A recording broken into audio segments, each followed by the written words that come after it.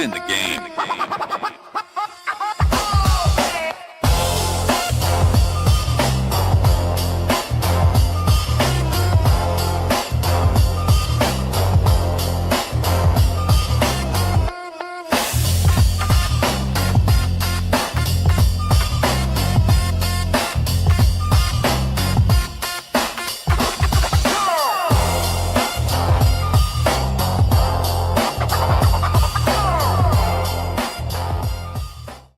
Like we always do at this time on a Tuesday night. Denny Blanco, my man, how you doing?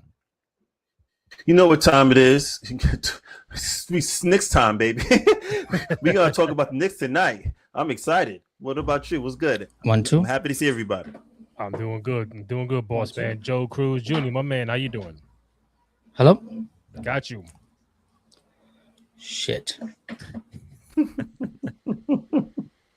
Yeah. Take your time. That's the kind of type of time we are right now, but it's all good. You can find Denny Blanco on all You guys see me? Yeah, we live. We see you. All right, we're going to get it together. You can find Denny Blanco on all social media platforms as Sir Denny Blanco. Myself, Rainy J. Cruz, RENDY, letter J C R U Z. Find Joe Cruz at J Cruz CEO and also Hoops in the Sun on all social media platforms. We're gonna get his video and audio together in a second. But this is the NBA Finals preview between the New York Knicks and the San Antonio Spurs, kicking off tomorrow night. Game 1 in San Antonio. Find the podcast on SoundCloud, Spotify, Apple Podcasts, also on Amazon Music. And most importantly, go to youtube.com/Cruise Control Podcast. Go ahead, download, rate, comments, like, subscribe, all that good stuff. Show some love and support for your boys on the program. We got a fully loaded show tonight. Got my man Dexter Henry coming up from New York Post. We got Ian Begley from SNY.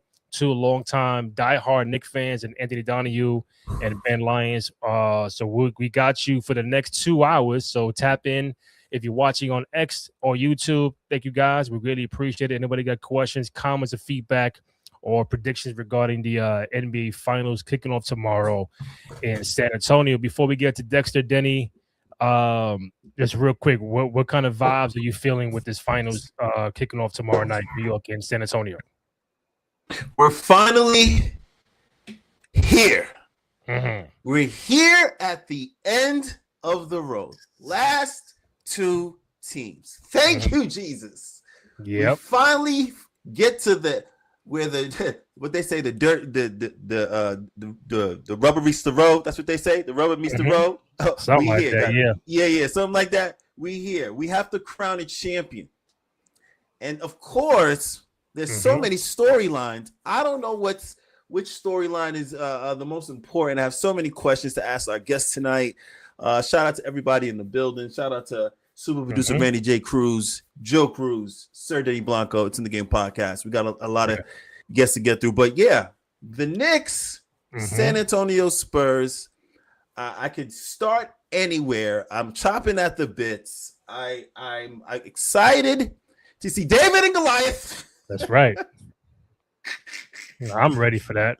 David and Goliath, the sling master, Jalen Brunson. Let's be serious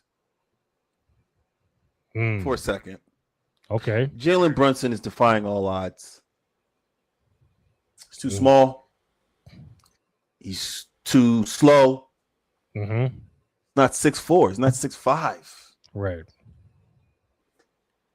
He is going to be a perfect example, not only with Steph Curry, but he's going to be a perfect example for the young children out there watching. That's right. The children, we know it's in the game. Let the children. That's right. So let's. I see Joe. We're gonna take care of Joe in a minute. Okay, but we got it. Not let the guests wait too much longer. My man Dexter Henry from New York Post Sports in the building. My man, how you doing? I'm good, guys. How y'all doing, man? Denny, Randy, what's good, man? Doing good, man. Good to see you, man. I know we see each other quite a few times at the Garden. Real quick, man. We're just one day away from the finals kicking off, but I gotta ask you, man, what's the vibes you've been feeling across the city, the co-workers, just the last couple of weeks, like the Knicks are going deep in this playoff run and are now in the NBA Finals for the first time since 1999. Look, man, the vibes are great. It feels like 94. It feels like 99. When you Mm-hmm. walk around the city, the energy feels great. I the other day I was out a little bit with my daughter, and then I was walking somewhere, and you're just seeing like so many Knicks hats, Yeah. Knicks jerseys. Even the kids at my daughter's school, right? You seen the Brunson jerseys are back. A couple of years ago, the 5 years ago, I'm thinking about, right? I wasn't seeing many Knicks jerseys. I was seeing a lot of the other team in town. I was seeing a lot of those jerseys. That's right. Now you're not seeing that, and everybody's so excited. And I think the reason everybody's so excited, guys, is then they know the Knicks have a real shot to win. This is the difference between this year and this run and 99 to me. I think the Knicks, same two teams, but the Knicks have a legitimate shot to win this. And the way they've been playing basketball, man, I think that's what has people so excited too. It's just the way the Knicks have been playing, how dominant they've looked, the ball movement, everything. And I think there's a legitimate reason to be excited about this team. I think the Knicks can absolutely win the series. Yeah, I'm excited for tomorrow to get started. Myself personally, I'm excited for tomorrow to get started. Randy, I hope I see you in the building for games 3 and 4. Trying to. You're trying to. Yeah, I hope I see you in there. I haven't been to a Knicks game. Some people may know or not know I tore my Achilles, so I had surgery 10 weeks ago. So I haven't been to a Knicks game in a while. So it's gonna be good to get back in the building. So I'm excited for that, man. Excited. So how's that road to recovery been so far for you? It's been good. It was tough in the beginning. First couple of weeks is tough. It makes you have a lot of respect for athletes that just try to get back on the field of the court after tearing their Achilles. But I'm good now. Not fully good now, but I'm on the road. I should be out of my walking boot by the end of the month, early July. So just getting stronger, being able to put more weight on my foot. Everything is healing well. Knock on wood. No problem. So yeah, it's been going good. 10 weeks. 10 weeks has flown by, and you'll be amazed at what I couldn't do even, I don't know, 5 weeks ago. I was still on crutches. So now just to be able to move about and walk, it's beautiful, man. Can't complain. Yeah. Before Denny chimes in and I get Joe involved, listen, I was a sophomore in high school the last time the Knicks made the NBA Finals, obviously against the San Antonio Spurs, and just seeing the vibes back then. Again, I was like 15 years old, and I seen the champion jerseys of Camby and Sprewell and Ewing and Allen Houston, Larry Johnson, just seeing that team. And I remember vividly, like, all right, they made it, but you got Tim Duncan, you got David Robinson, you got Sean Elliott, Avery Johnson. Like, oh, man, I don't know how we're going to do this. Ewing was hurt in that NBA Finals. He got hurt in the previous series against Indiana. So it was like, we're going under man. Can we get a game? Can we get 2 games? They did get 1. And then obviously they lost the finals. And now you just fast forward 27 years and now you're back in, and oh look, you're playing San Antonio. It's like, why is it the Knicks the last 3 times they made the finals they get teams from Texas? Like, we can't get LA, we can't get Phoenix, we can't get nobody else. It's Houston and the Spurs twice. But seeing the vibes and the energy from this crowd recently and just seeing this run, obviously it's a whole lot different, a whole lot younger. A lot of young fans have not seen this team struggle like we've did in the past. They're more known to seeing the last, probably since the pandemic, a lot of playoff appearances and really on the up and rising. But just seeing the fans nowadays just really embracing orange and blue and hats and shirts, and the bootleggers outside. It's really, it feels like New York outside all of a sudden. Yeah, it does. And it's kind of been building to that, right, Randy? And you and I have kind of seen it the last couple of years, being at the Garden, right? And this year feels different. I thought 2 years ago the energy was high, and that was the first time I was like, oh, it feels like spring in New York again. Like it's got that energy around basketball. And last year I felt the rise, but I think the way the regular season went for the Knicks last year, this year it became more meaningful with the way what they've done in this run. Beating Boston was dope last year, but I think this year the way they've been so dominant, right? Like through this run, it's got there's a new buzz you can feel in the city. There's a new energy you can feel in the city right now. And I was hearing you talk about 99. I'm a year older than you, so I was a junior in high school during that run, and Yeah, I remember that, and the feeling was different because I think you were like, "Oh, it was a crazy year for the Knicks. They got there, no Patrick Ewing, he tore his Achilles, and they losing 5 games. This time, it's like we got a shot. More to me, they could win it. I gave my pick. I think they're gonna win. I just like how they're playing. I just think they're playing really good basketball and championship level basketball. Mm-hmm. Let me get. Hey, now we got Joe involved. So Denny, take it away with Dexter. Dexter. Well. What's up, Daddy? There are so many storylines in this matchup. I'd like to know what's the storyline for you in terms of the biggest storyline, the one that sticks out the most for you in this series. That's a great question. I think for me, you know what it is for me, Denny? Mm-hmm. The youth of the Spurs versus the experience of the Knicks. What comes out on top here? Because there's so much talk about with the Knicks, right? And the Spurs in particular, their youth, right? They shouldn't have been here. They shouldn't be this far. And they put so much into beating San Antonio. Yeah. That was a goal for them all season. And now they're here. Now they have knocked off the champs.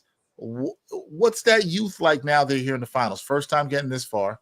Mm-hmm. The Knicks, it's a different pressure for them because they know the goal. They've been waiting to get this far. They've wanted to win the championship. Their owner has said it's championship or bust. The team acted like that when they fired Tom Thibodeau in the last summer. So now I just think what's going to come to head. It's a couple things that are going to be true. Either this young team in the Spurs is going to win this, or the Knicks are going to do it, led by a player in Jalen Brunson that many people thought. Not many people. There's some people out there who thought he's too small. He can't be the 1A on a championship team. One of these things is going to be true and not the other. I think the Knicks experiencing this is a big advantage. I really do.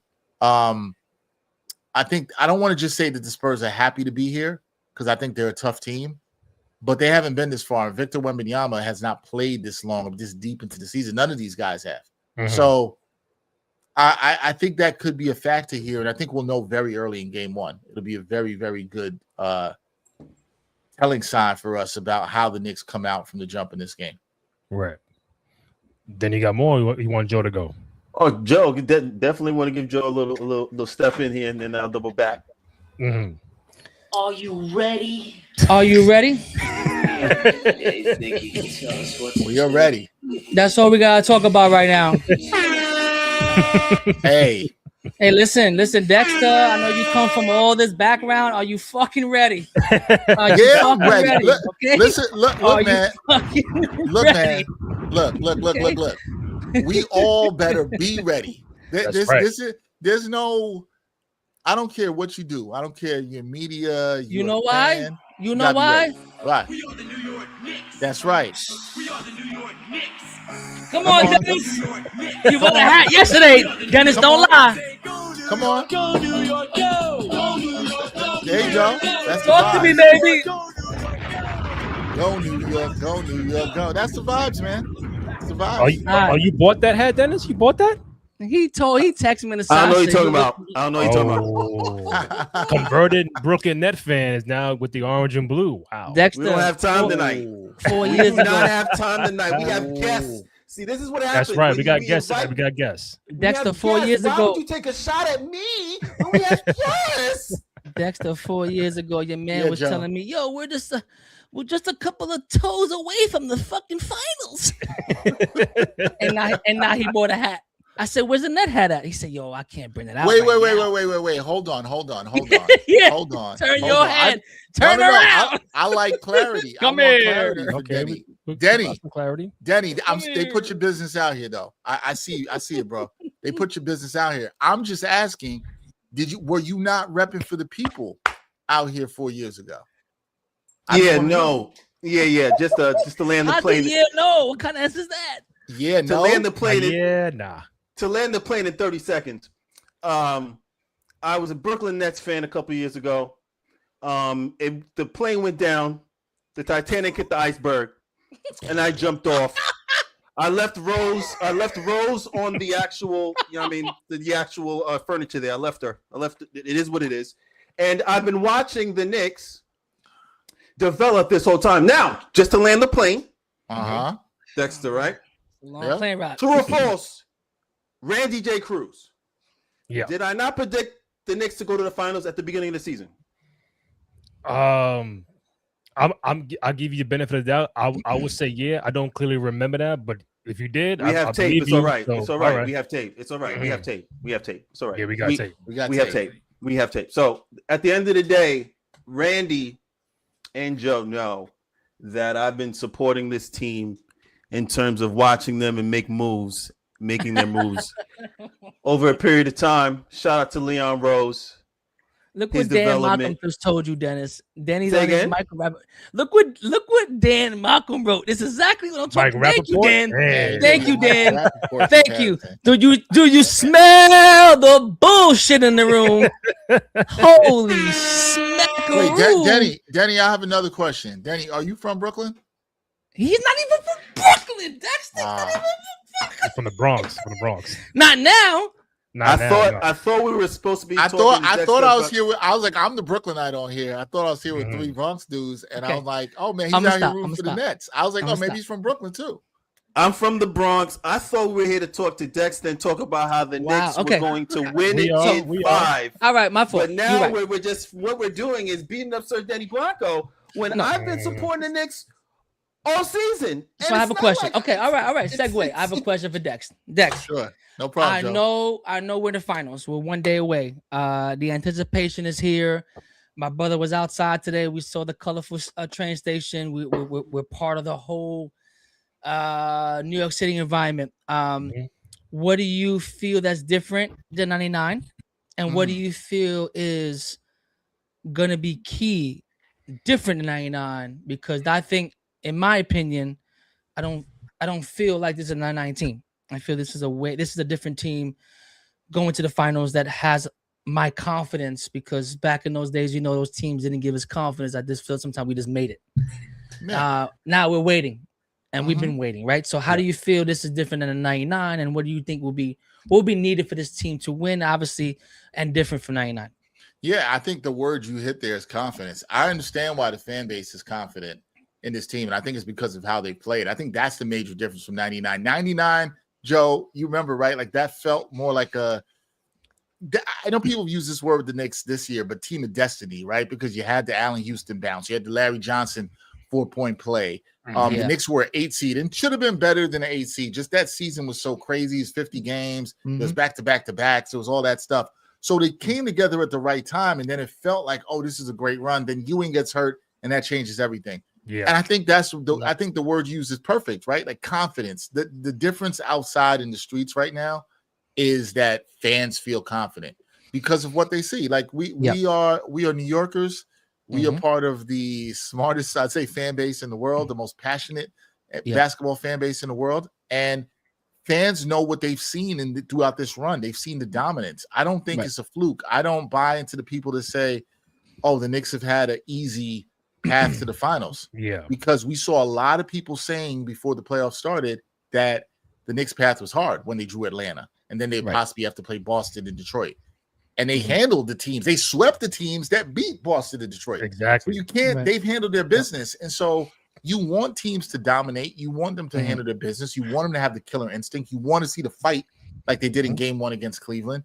They've shown you all that, and I think that's why people are confident. I can't speak for everybody, but I'll say for me, the moment when I said, okay, this team can do this and win it all for me was when they came back Game 1 in Cleveland. That's when it said to me, okay, these guys can win any kind of game and they can win any kind of way. How they've adjusted the offense, the defense, the whole nine. Yeah, that's what gave me confidence. So confidence, I love that you use that word. That's the difference, Joe. It's the confidence right now in what you're seeing with this team. That's the difference right now between this and 99. Yeah. I just feel like, Randy's an avid New York Knicks fan. I'm coming out of this whole like 27 years of like horrific purgatory, basketball. You didn't jump over to the Nets, Joe? No, I didn't jump. I didn't. I became a That's became not a a Johnny. strategy, Daddy. I That's became not a strategy, Johnny Gill. Daddy. I became a Johnny Gill, a fair weather friend. I became a fair weather friend. I said, let me just follow LeBron. Let me follow. I just did whatever. Right. But like, and I'll be honest to the people watching, like, like, listen, everywhere I go and travel, when they say you're from New York, they always said, hey man, how is it to have 17 wins this season? It's kind of tough conversations. And Randy was out earlier talk about those horrific seasons that we've had, right? San Antonio is known for championship DNA. Yep. Knicks are known to be one of the most historic teams in NBA history. Wemby's on the come up. Wemby's hungry. Yeah. But I feel this team is a veteran. I feel this team is older and mature. I feel we have more weapons. And again, I'm not a homer.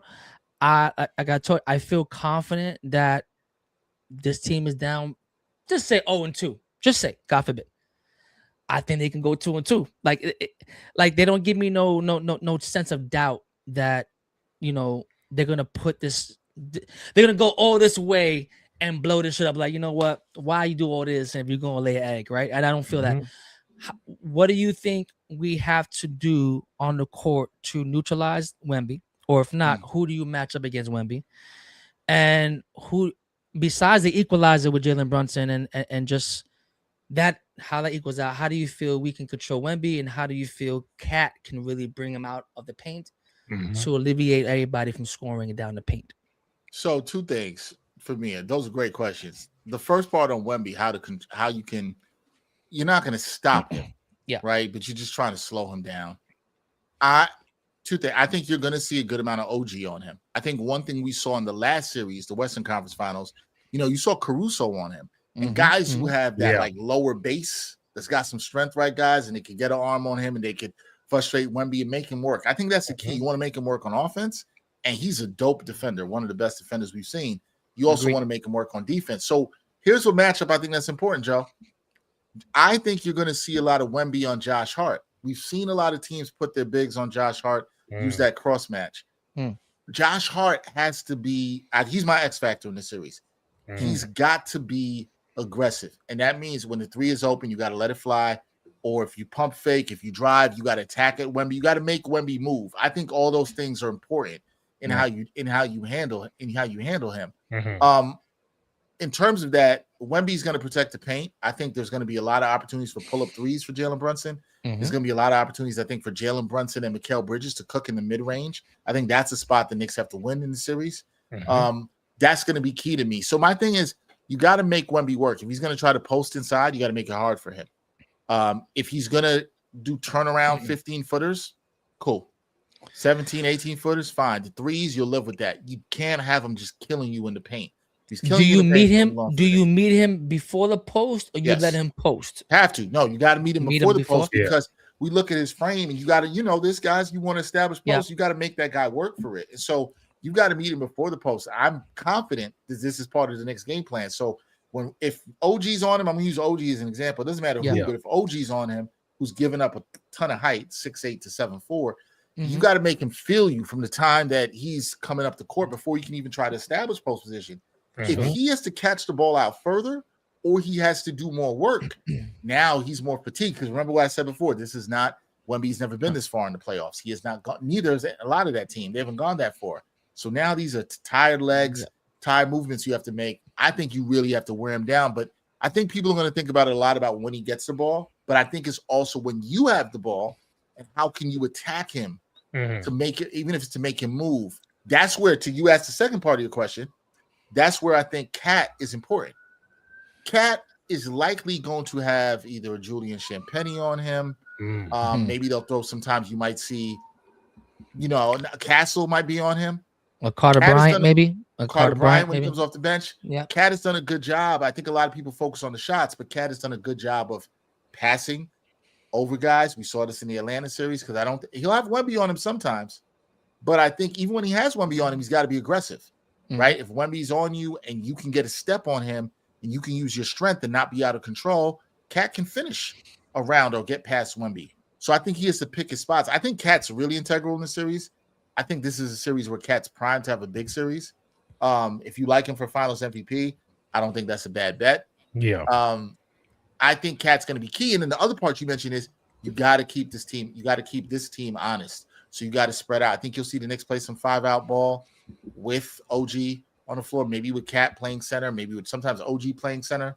You're going to see that because you want to get Wemby either away from the basket, or if he's trying to drop back and protect the paint, you now have the space to shoot with a bunch of guys on the floor. That's how you got to make Wemby work on both ends of the court. That's to me the key. So I got one for you, Dexter. I think Dennis got a few more for you. Just from an overall NBA standpoint, how do you think the NBA is feeling to get probably one of the biggest young stars now in the NBA Finals against the biggest market in the NBA Finals all at one time? Like, all love to OKCs and everybody else, but you're getting Wemby, you're getting New York. Like, how should the NBA be feeling right now that this is the final matchup?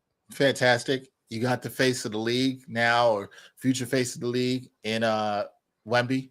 Yeah. And you've got this kind of David Goliath thing with Wemby and Jalen Brunson. It's like that's a nice storyline you can sell too, right?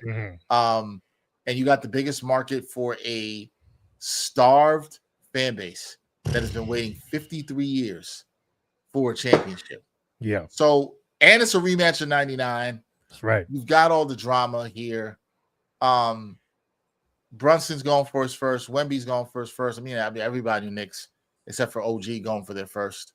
So, yeah, I think the NBA's got to feel great about it, that they got their face international superstar in Wemby here in the finals, his first one, this young team that you could also sell along with OKC too, right in the West. Hey, these teams are going to be here for a while. The Knicks, you don't know what their window is going to be, but they look like a team that could compete for the next 2 to 3 years, depending on what happens. Windows are so small now in the NBA. But yeah, I think if you're the league, you got to love this matchup.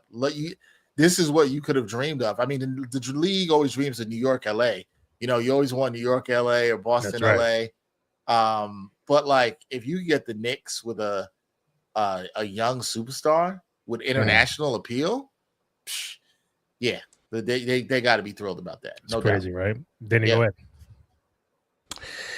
Well, gentlemen said a lot. I agree on a couple of things. Number one, this team is poised to win at a high level for the next possibly 3 to 4 years. And what should scare the NBA is the fact that they can win in a multitude of ways. They can win down 20, up 10, and they're not reliant on a 3-point shot. I want to make that clear. They go mid-range anytime. They'll go to the rim at any time they have an opportunity because they're smart basketball players. Having stated that, Cat's matchup, along with Josh, his aggression, and Mikal Bridges. Brooklyn Bridges was activated at the beginning of the playoffs. I don't know who this guy is. Cheap shot, Dex. You heard that? Cheap shot. I heard it. Well, hold on. I'll let you talk, baby. Hold on. Brooklyn Bridges was activated. All right. And now that's those three guys, I think, Cat, Josh, and Brooklyn Bridges. Because we already know we're going to get with Jalen. We already know we're going to get with OG. And I think the bench is solid. So Knicks in 6 for me anyway. Knicks in 6. But my question for you, Dex, you mentioned Atlanta seeing that they have a chance to go to the finals. Was there any point in the season for you this season where you said, all right, they got something. This is a championship team? Was it a play? Was it a moment in the season?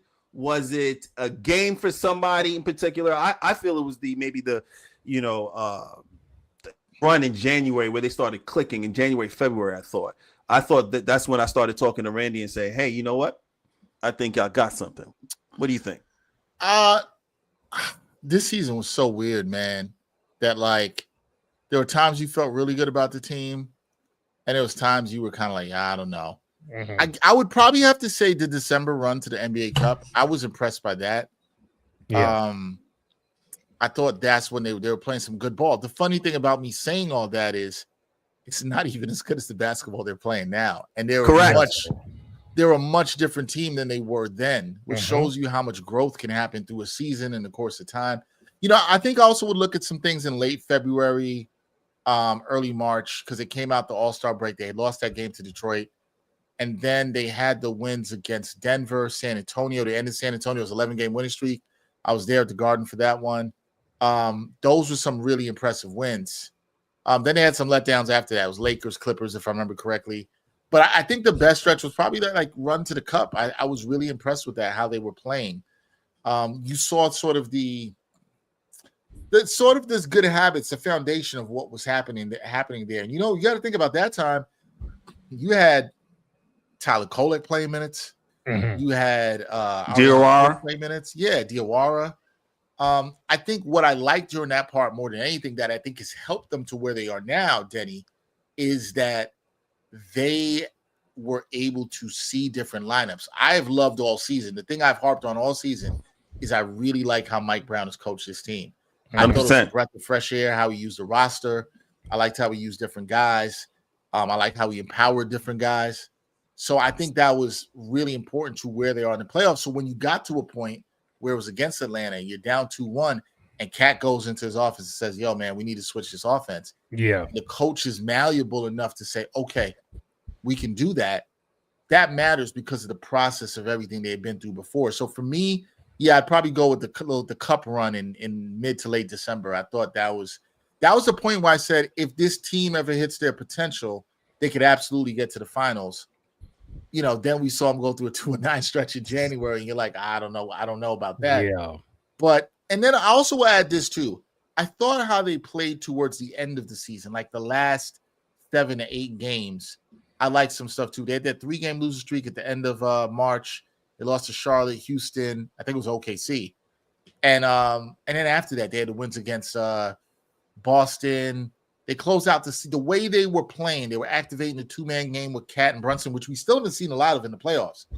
And they had some things where I'm like, okay, I like how they're coming together. Mm-hmm. But look, the end of the day, the real turning point was after Game 3 in Atlanta. Yeah, and they got this stuff together. That's all that matters at the end of the day. Y'all should be scared. Y'all should be scared, NBA. If Karl Anthony Towns actually learns how to set a proper screen without offensive foul, and they get into a pick and roll with Jalen Brunson, because the dribble handle is going to be there.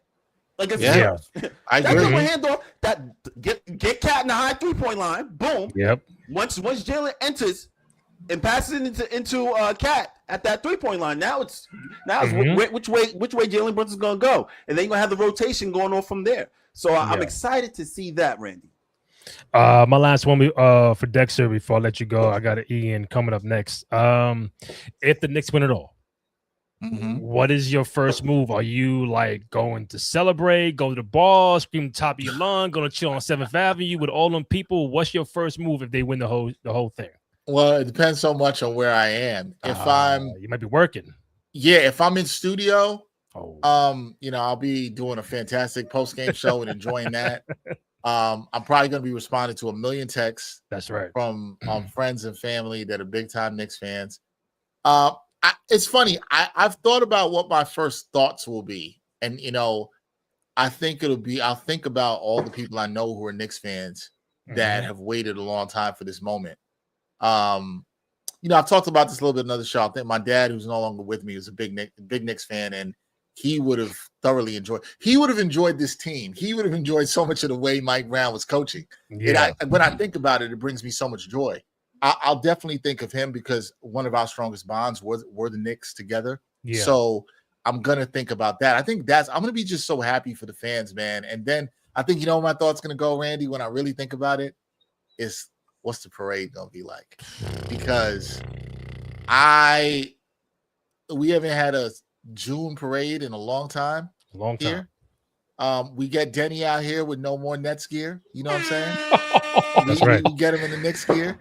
And that's all that matters. Denny, I'm saying, I assume you're gonna be at the parade, brother. That's the stealth hat too. That's the stealth hat. That's like in between. Like that's like he's like going to orange and blue, but he's like in the middle. Like Anakin, like Anakin. I'm saying Denny is here. You know what I mean? So I'm gonna think about the parade and all my friends too have covered the team. My colleague Stephen Bondi, people, even for people who cover teams, it's a joy to get to cover and see a championship. Ian Begley, who's a longtime good friend of mine, is coming up next. it's a joy to get to see the people, cover a championship and to be around with those guys. So I'm gonna look forward to being the parade. I think that's where my mind's gonna go forward. It's just like, man, it's been a long year, but I'm gonna go enjoy it. I grew up a Knicks fan, native New Yorker. I got to be happy with the rest of the city. The streets are going to be crazy going home. That wherever I am that night at the Garden or if I'm in studio, the streets are going to be crazy. But yeah, just thinking about it is a good time. But I got Knicks in 6, guys. Knicks in 6 is my pick. That's my number 2. I think the Knicks are going to do it. I just like their confidence. Yeah. I like the way they play basketball, and I think they understand the mission. I think they're going to bring it home. Well, Dexter, man, we love you, man. We appreciate you. Always a great work for New York Pro Sports, and hopefully the Knicks bring it home. I know it's happening soon, brother, man. Thank you. Yeah, guys, I will see Much you love, soon. Dex. And hey, last thing, Yo. y'all got to make sure, Joe and Randy. I've been saying I need to come see you guys up in the Bronx or Hoops in the Sun.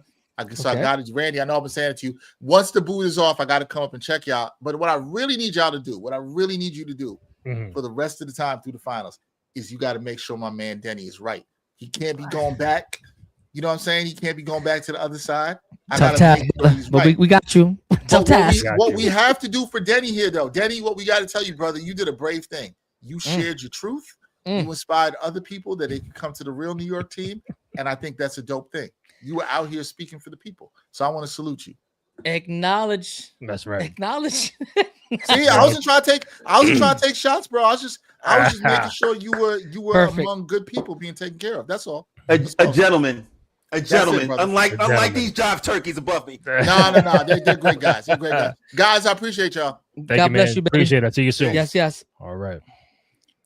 We go from Dexter Henry from New York Post Sports to my man Ian Begley from SNY in the building. Yeah. Yeah, Ian won't run me over. Ian won't run me over the bus. What's up, guys? That's that San Antonio hotel. I smell it. What does San Antonio hotel smell like, Joe? Hold on. I don't know. Hold on, Ian. Look at this logo, Ian. Look at this logo. Look at that logo. Can you believe it? No, I never thought I'd see it. Honestly, didn't think I'd see it. Listen, you've been there with 17 wins, brother. You've been there worse. Twice. You can tell the story. I just want you to tell you this logo means everything to you right now. Crazy. I miss you, man. Can I ask the first question, Ian? Yeah, sure. Unless you want to, of course, you want to introduce him, Randy. You want to introduce him? We are now live with Ian Begley from SNY, previewing the NBA Finals, New York Knicks and San Antonio Spurs, kicking off Game 1 tomorrow night. I got a few questions for Ian all across the board, but then he started off. Because this question, we've asked him a bunch of questions all night, but if you could send one text, Ian, back to your younger self during the darkest Knicks years, what would it say right now?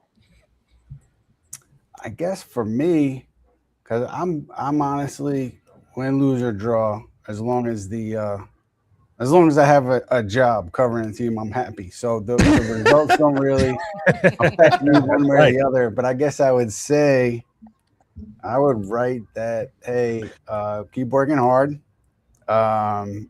Continue to show up and do your best, and you'll be climbing this year and this point of adulthood. But yeah, so it wouldn't be necessarily about the finals or wins and losses. I think I would go that way. Interesting. Because Ian, listen, man, this 2026. We've known each other for almost 20 years now.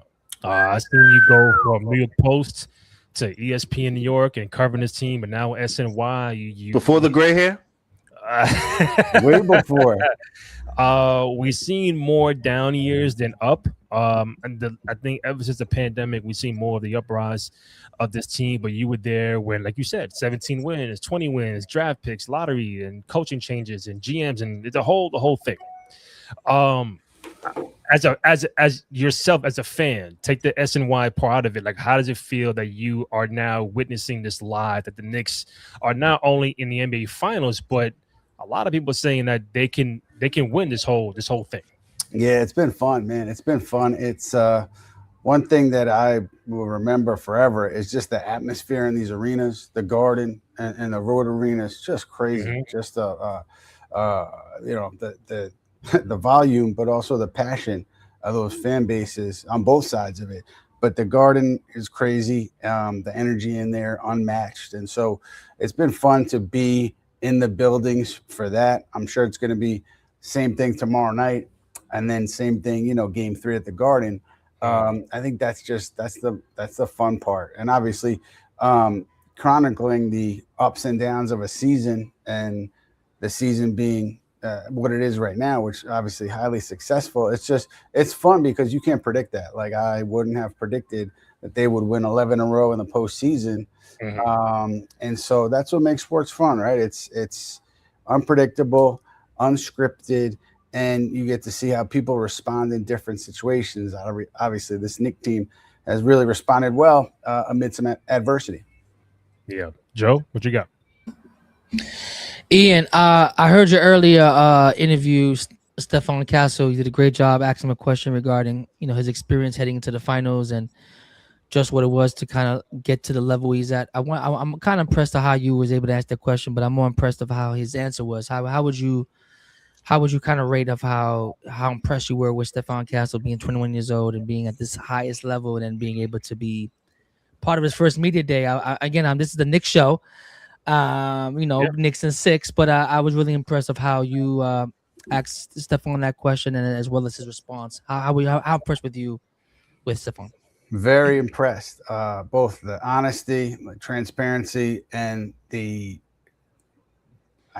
what I want to say is I love when players give kind of detailed answers, and you could tell that they're not just kind of BSing. They actually are trying to answer the question, and that's what I got from Castle, and he was great. He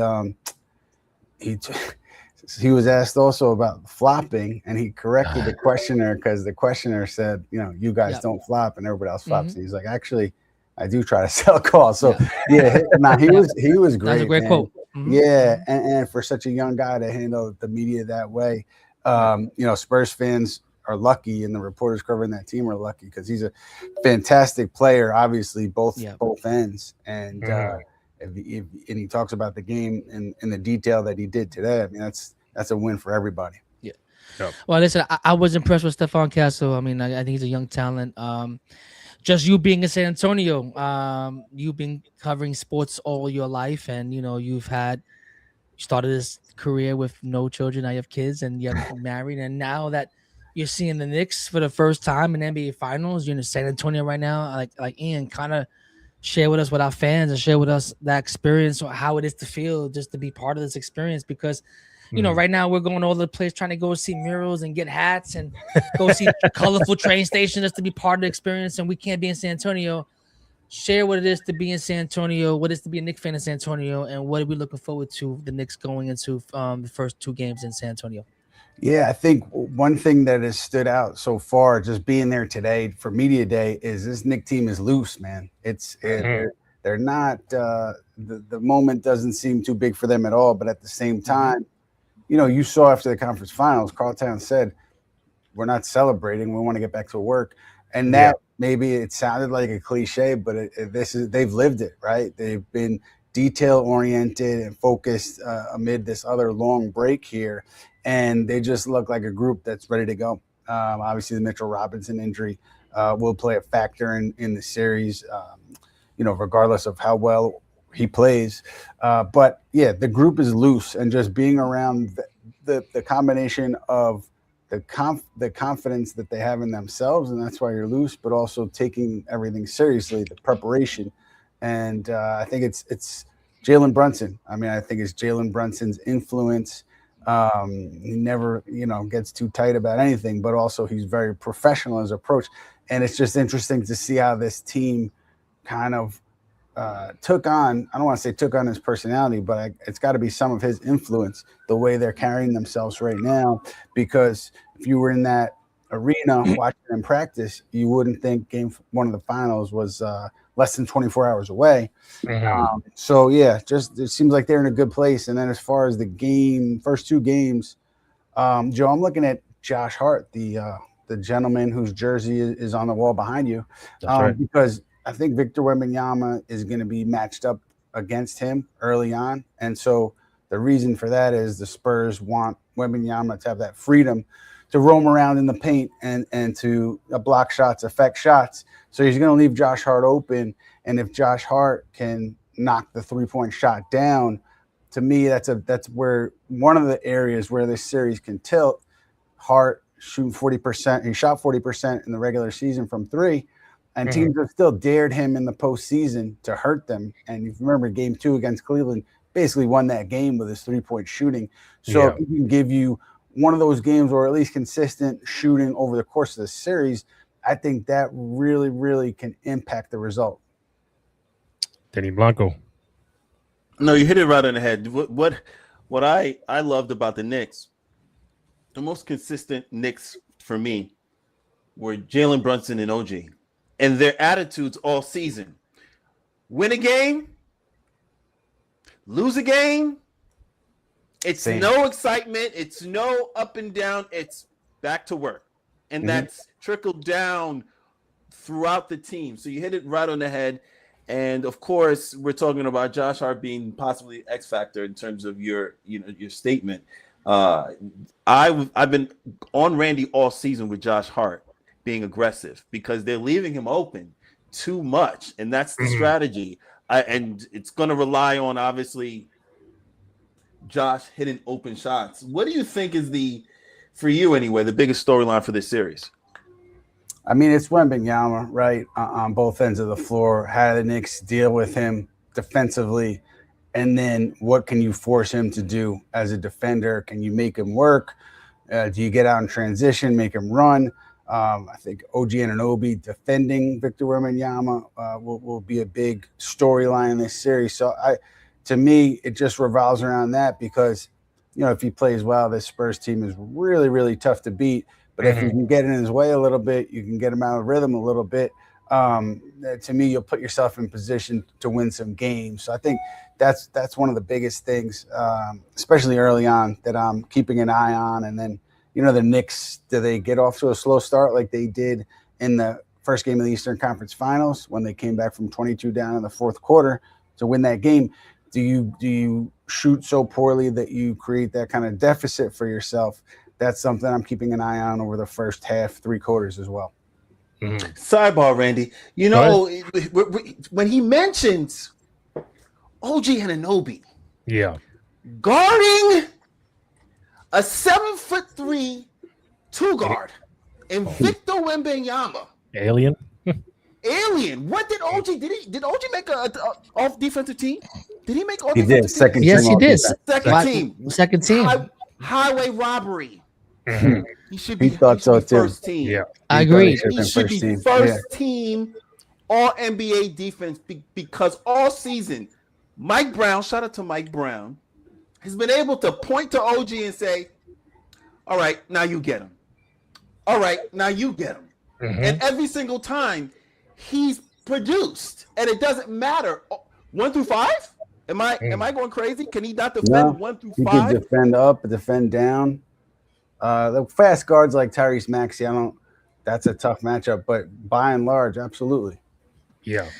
Ian, 11-game winning streak. Have you ever heard that in the playoffs for the Knicks? What is like? That shit sound like an anomaly. Like I don't even know. Like it doesn't exist. And, wait. 11-game winning streak, Ian. Two sweeps, right? Yeah. And they're waiting for the NBA Finals to start. It's not like they're waiting on them to start. They're waiting for the opponent. Like this team gives me confidence. This team gives me belief. This team gives me a sense of hope in terms of like I told earlier with Dex, like I feel there's a team that can go either 1-1 split or 0-2 split, and I'm still confident that they can get back on track because the other time they've been off. Like, do you see the time being off? I know the last series we've seen a little bit of a game 1 glitch, and then turn on to be the reason why I guess the button that turned on for the Knicks and turns, hey, we're going to finals. Do you feel the layoff? Do you feel the time off is going to hurt them this time? Now them knowing that it's the second time going into it, and then being on the road this time as also a different peel because the last 2 series they've been home. Yeah, I think that the one thing that they've talked about is kind of learning from that first long layoff going into the conference finals, and so they're not saying exactly what they changed in this layoff, but they did say that they learned some things and changed some things. I don't know about specifics, but I have to assume that because of that, they will be less rusty, so to speak. And I also think, I could be wrong, but I think Jalen Brunson likes playing on the road. I think he really likes that environment.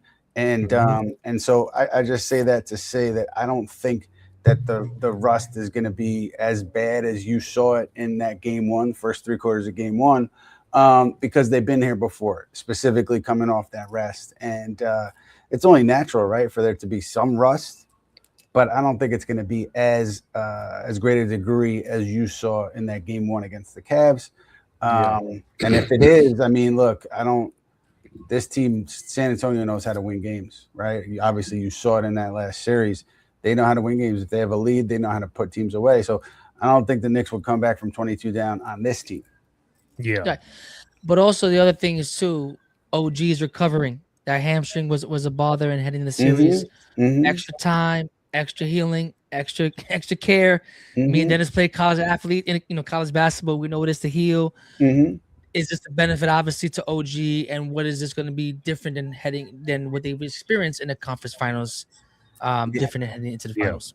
It's a great point, because you can't, the more time off you have, especially something like a hamstring, the less susceptible you are to re-injuring it. And so, that was certainly it's welcome for a guy like Anunoby who's dealing with an injury. Obviously, everybody's banged up. Josh Hart, left thumb sprain, I think. But specifically with Anunoby, you need him to be playing at such a high level, and you're asking him to do so much both ends of the floor. I think you're 1,000% right, Joe, in terms of the extra time that he's had to relax, to take care of his body, and to get ready for Wednesday night. Ian, I know you got to run soon, but if you might allow me three real quick ones. On a light note, how long have you been in San Antonio? What you been doing? Where you been going to kind of kill time, to kind of enjoy? I never been there, so how was San Antonio like been for you? So I got in last night. I'm like the Riverwalk is kind of right next to where I am. I haven't walked it yet. Just transparently, it's been a lot of work today, and then also I have so much stuff to catch up on, like bills and all that fun stuff, that if I come home and my to-do list isn't significantly shorter than it was when I left, I'm going to be in trouble. So I got to lock in. Tonight I have to lock in. Buddy. Between games 1 and 2, maybe I'll go out and hang with the fellas. But tonight I'm locked on a stack of bills and a stack of other paperwork. So wish me luck. Two more. How important is it, the fact that the Knicks, I think, has the coaching advantage? Mike Brown, champion, has been there, conference finals, NBA finals. This is Mitch's first time in the finals with the Spurs. So how important is that to have that coach on your sideline? The fact that he's been there, man, so many times as a head coach or an assistant. I think he said this is his 7th final between both. And so it's not going to be new to him. He's going to know what to expect. I think that matters because you react in different ways when you kind of have an idea of what's coming or what may be around the bend. And then the Knicks, it seems like to me, correct me if I'm wrong, guys, but in that Cleveland series, they kind of went back and forth between going through Towns as they were midway through the Atlanta series, but also the ball in Brunson's hands. And if Towns is guarded by a center, they get right to the pick and roll, and it's a different approach. And so the idea that because of Mike Brown's coaching and what he's done all year, they have those two elements that you kind of switch back and forth from. I think that's a big advantage. So you make a really good point about Mike and Mitch, who great coach, but hasn't been here before. And my last one before I let you go, I try to make it quick. 4 years ago, the Knicks signed Jalen Brunson. And then we know what people said back then, and backtracking now, and proving a lot of people wrong, being the guy, the 1A, the dude, and taking his team to the finals, conference finals, multiple times, semifinals. And just like you mentioned, the guy who's, stoic face, just more like the job's not done, Kobe-esque. And just to see him taking his, be the leader and taking his team from what it was 4 years ago and proving everybody wrong, and the contract is still below what he should be getting. Just talk about this renaissance of the Knicks beginning with Jalen Brunson. Yeah, I mean that's where it started, right? Because it was Leon Rose that summer. He actually had to trade a couple of veterans that he had just signed the previous offseason to create enough room to sign Jalen Brunson, and everyone questioned it, right? I'm sure you could pull up some "It's in the Game" clips of people questioning, because we all did, because nobody knew what Brunson himself knew, which is what he had inside of him and his work ethic and where that could take him. And so, yeah, it's really he's changed everything.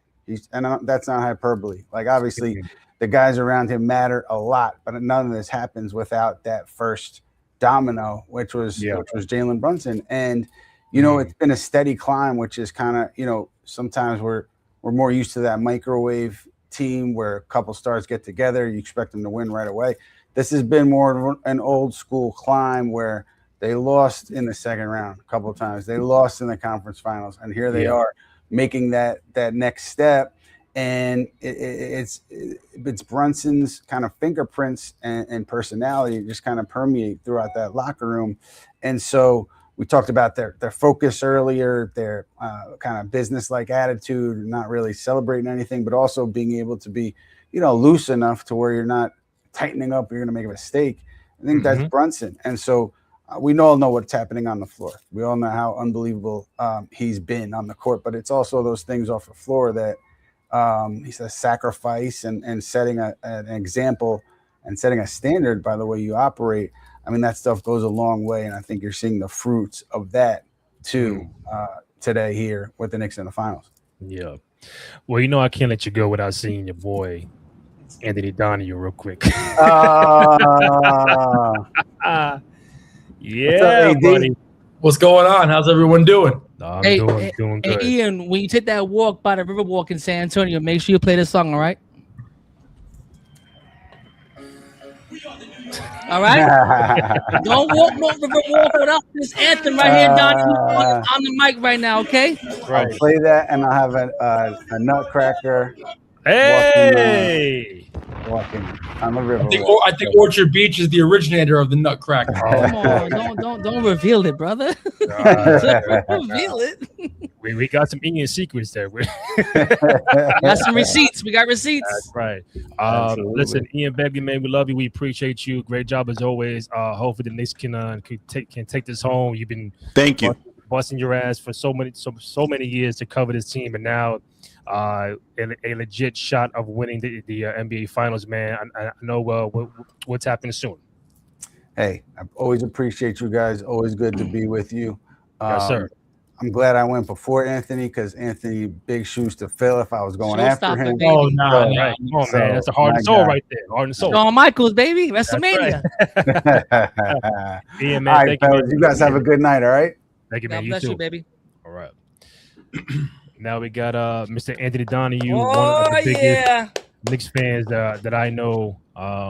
Is just, I think the first question I got for you, Anthony, Joey showed me after they won Game 4 against the Cavs to go to the conference finals. Joe showed me the video of you in Cleveland, but just more like very emotional. Like, this is the first time in 27 years we're seeing this team in the finals.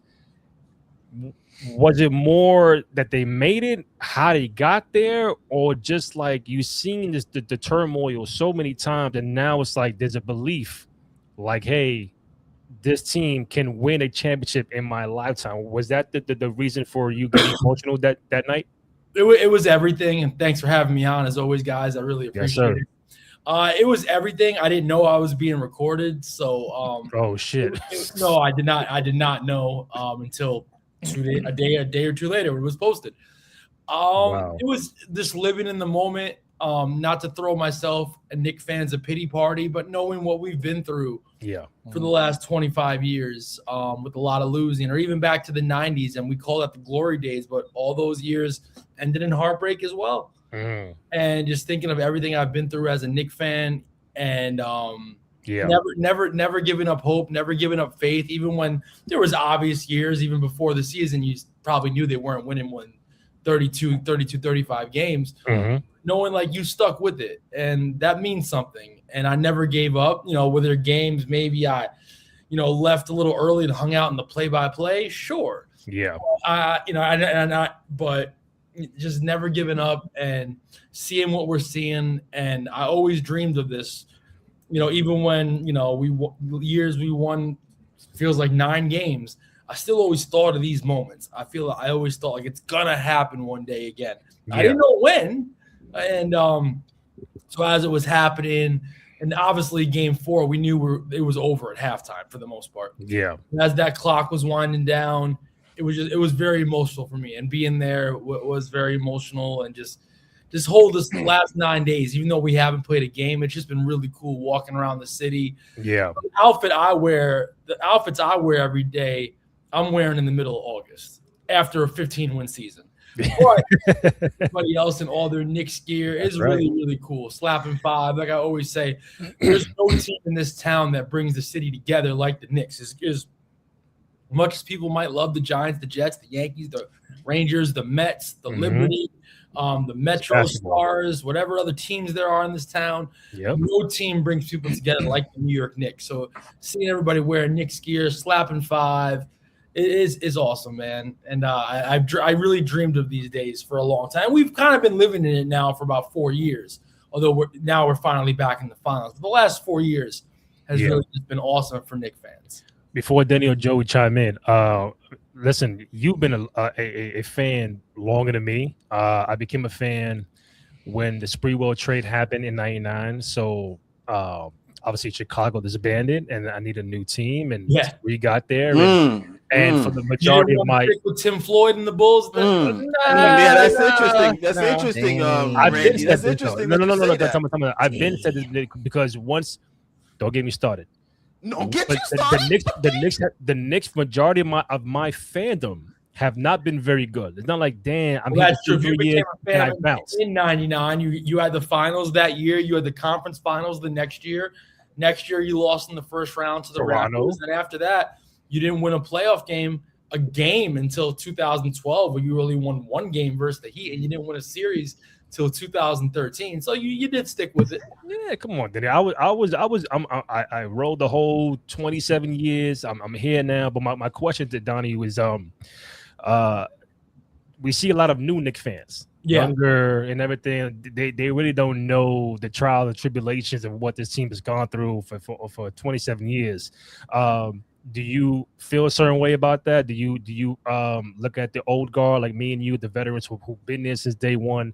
Like, you guys are seeing this new revamped team, but don't really know the essence of even like that back. It depends. It depends on like the type of fan you are. If you're a fan that's like my homegirl Mill, she's 21, 22. That's not her fault because of her age. True. She's a real fan though. Now, the issue I have is the fans that you didn't see that all of a sudden coming up, making all these videos on the Knicks, and they never made a Knicks post until April 20th this year. Yeah. I have an issue with that. Fans that are just younger, bombshell. The fans that are just younger, like, for example, when I was in 5th grade, we went to the finals, right? 1994. I remember it like it was yesterday. Yeah. A 40-year-old fan could have said to me, well, you didn't suffer through the late 70s or early 80s, and no one ever said that to me. Yeah. So I can't fault someone because of their age. If you're a 12-year, think about this. If you're a 12-year-old Knicks fan, there's a good chance you probably got really into it when you were 8. All you've had is Jalen Brunson, Josh Hart, Tibbs, OG, and really good teams, although you haven't won a championship yet. So that's not your fault if you're 12 or you're 15 or you're 18. I just have a problem with more of the people that came out of the woodwork using the Knicks to gain notoriety. Go viral and all that. That's a totally different conversation. Yeah. I got no problem also with like the person that maybe never rooted for the Knicks, that maybe just started rooting this year, but they're not using it for themselves. They want to root. I have no problem with that. Like I said, I've said what I have a problem with, and that's not going to change. Yeah. But I'm also not going to do anything about it, but just, ask. I got you. I'll give an answer. Like the guy who cries all over Instagram now. Like, That guy's a herb. No, that guy's a herb. Herb. Definition: soft, herb, old school. But good for him. throwback. He's probably made a ton of money the last month and a half. He got to act where he can cry on command. That's a skill that a lot of us probably don't have. It is kind of funny. I know who you talking He about doesn't, now. that guy don't bleed orange and blue, but he's used this Knicks run I to his know. benefit, get a couple brand deals, and good for him. Wow. But I don't respect it, but that's okay. God bless. Kenny, go ahead. God bless that young man. You Knicks fan, shout out to everybody in the building. Once again, Sir Denny Blanco, Joe Cruz, super producer Renate Cruz, Anthony Donahue. Thank you so much for tuning in with us, and thank you so much, Anthony, for being here. You guys deserve this. You guys deserve this. You guys deserve this. And the reason why you guys deserve this is because, you know, we have receipts. Folks have been talking, even within these 4 years. Let me just keep it recent, if you will. It's always about Boston, and it's about Cleveland, and it's about Atlanta, and by the way, Philly, Detroit, Detroit. Don't forget about Detroit. Knicks. What Knicks? Knicks is not. Knicks Indiana. Is not don't forget about Indiana now. No. Sexy. Anthony, I'm saying all this to say you guys deserve this run because it's all in the work ethic and everything. Obviously, Leon Rose put together. Having stated all that, what's the most important thing the Knicks must do to win this series? Good question. Just keep playing the way we've been playing. Listen, you're not going to lock down Victor Wembanyama. It's not possible. Yeah. No. No. Nobody's stopping him. The only person that's going to stop Wemby the next 10 years is going to be himself. It's Wemby, yeah. Or God forbid an injury, which I would never hope to see. But I think just play the way we've been playing. Play the way Cat's been playing. JB. You know, Brooklyn Bridges.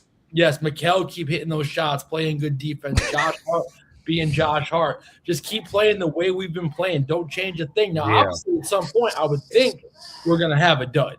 We've won 11 playoff basketball games in a row. That's unheard of. That hasn't been done since the 2001 Lakers. They only lost one playoff game that run when that was the famous Allen Iverson step over Tyronn Lue game. But at some point, you would think, and I hope we don't. I hope we win all 4 games this series. But, like, we're probably going to have a dud at some point, but maybe we don't, which is absolutely insane if we don't. But that'd be crazy, though. I'd be shocked. If we don't have No, like I'll be shocked if we sweep. I'll be shocked. Oh, listen, I hope we do, but I don't think there's – I know a lot of Knicks fans are saying it's going to be a sweep. Yeah. I think I'd be shocked if it's a sweep. Yeah. Like, that'd be I crazy. wasn't too shocked it was a sweep versus the Sixers. Definitely shocked it was a sweep versus the Cavs, especially after game 1. Well, let me rephrase that. After game 1, I expected it to be a sweep. But, yeah, I mean, I expect the Knicks to win, but I expect it to be a tough series, 6-7 games. But you would expect the Knicks just out of – we all know basketball. You think they're going to have a bad game at some point, right? Or maybe they won't until the preseason. I think they're in too much of a rhythm. I think they're in too much of a rhythm right now. Everything is clicking at the right time. Mike Brown said it best, too, earlier, you know, in these conversations. He was like, the best teams that win the championship peak at the right time through the playoffs, and they actually win the championship. And these guys are those peaking 2001 Lakers, if I remember correctly, had kind of a rocky regular season a little bit. A rocky for them. And then they went into 15-1 in the playoffs. Yeah, it's part of what I see right now. That's why I'm saying I don't see them having an issue with rhythm or chemistry going forward because they've shown it. And also shout out to Mike Brown. Joe, we said earlier too. We said that Cat went to Mike Brown and said, "Hey, you know what? Let's do this."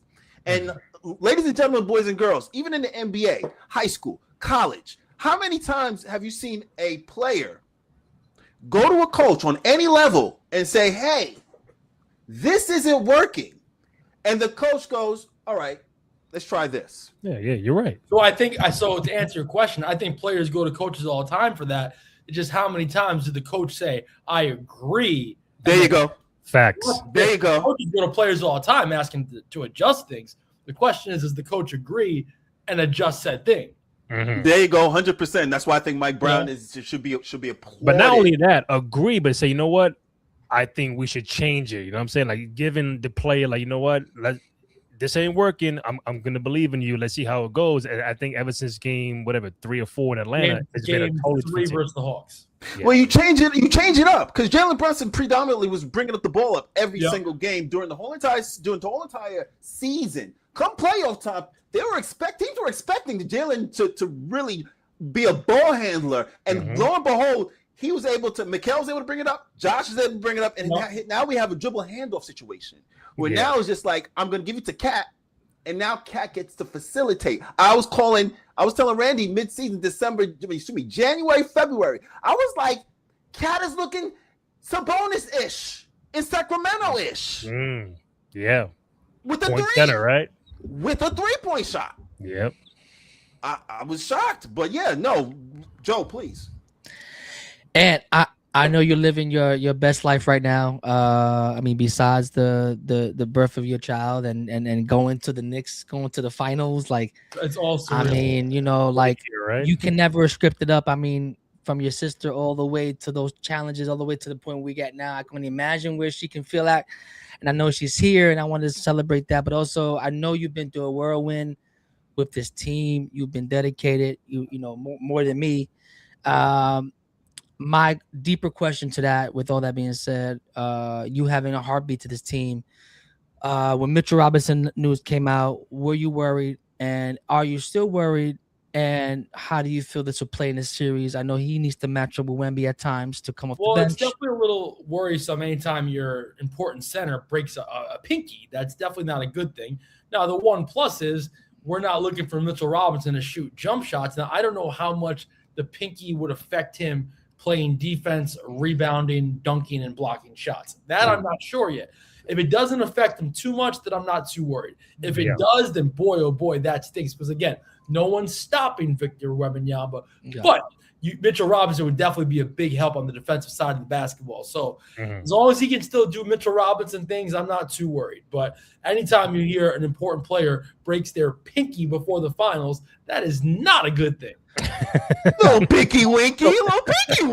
So maybe a brighter question: 11-game winning streak heading into the finals. You have a lot of rest. You get OG recovering from his hamstring. If the Knicks pull this off, Anthony, besides you, me, and this whole conversation and going to Kenny Heroes, do you think Brunson gets a statue in the Garden? Of course. There's been a conversation with Ewing, a lot of greats, but I mean, the one conversation was that they didn't bring a championship. Now this guy brings a championship. Does he get that honor and glory? Well, first off, if we're going to do statues, just make sure we get one for Clyde, Willis, Mark Messier, and Patrick Ewing first. Because the Garden doesn't have statues. LA has statues. I don't know why we do. Which, first off, I don't think you. First off, if you had statues at the Garden, you'd have to put them inside because people would definitely vandalize them in front. Or put a pair of Timbs around. At least that's funny. So yes, let me tell you this right now: if the Knicks win a championship and Jalen Brunson plays like Jalen Brunson, he becomes the greatest Knick of all time. Got you. The greatest Knick of all time. I mean, I was at the bar earlier at the the train station that has the colorful theme. I'm with my boy. I'll see that. I'll be down there tomorrow. So looking forward to seeing it. And I'm kind of happy you said that, Ant. Or not happy. I'm kind of like, okay, let's go here because I know you love Pat. I know you love everybody, right? And it's been a lot of conversations about if Brunson wins the title, is he like in the same lore as Jeter and then Judge and those guys? I'm like, all right, if we get there, we're going to get there. But it's that conversation that's going to start happening. Like I told my boy, if Brunson gets one ring for the Knicks, to me, it's like 4 or 5 of the Yankees together. Yes. Because the Knicks, New York is a basketball town. They haven't won in 50 plus years. The Yankees I've seen in my lifetime win 4 or 5. I've seen the Giants if win. Jalen Brunson wins, first off, he passes Aaron Judge. Correct. I agree. Correct. Yes. Yeah. He already has passed Aaron Judge. Sorry, he just has. But now the convo's about Jeter, top Knick of all time. He's got a long way to get. He's got a long way to get to Jeter. He's got a long way to get to Jeter. That's a long way. Derek Jeter might be. Derek Jeter 100 years from now might still be in the class by himself. But I think also baseball is a different sport. Yes. Where, Derek can only do so much. He can only do when the ball is hit to him. He can only, hit when the ball's pitched to him. And that's not a knock on Derek. So maybe he would be a little bit closer to Derek than we realize, where Jalen can take like game 1 versus the Cavs. Yeah. Jalen Brunson took the ball almost every possession with 8 minutes left and scored. Unfortunately, Derek Jeter can't do that in baseball. Granted, but my fault, Joe. But you sounded very confident, Ann, when you said Jalen Brunson would be the greatest thing of all time if he with a championship, going over Clyde's 2, Pearl 2, Willis Reed, Ewing. You're confident 1,000%. Yes. He's not blinking, Randy. No, why? If he gets 1, I know Ewing does not have. Clyde got 2. Is it because I'm trying to figure out why. So, and why is that? Is it because of the level of competition that was played before, or now that he's brought out of purgatory this team? Well, it's actually pretty easy because he's that good at basketball. Nah, I totally agree. He's that good. I've watched almost every home game of his live as a Knick. I've obviously watched every game of him as a Knick. He's freaking awesome. He is, bro. His footwork is amazing. His footwork is amazing. Basketball. Yeah. He's gifted.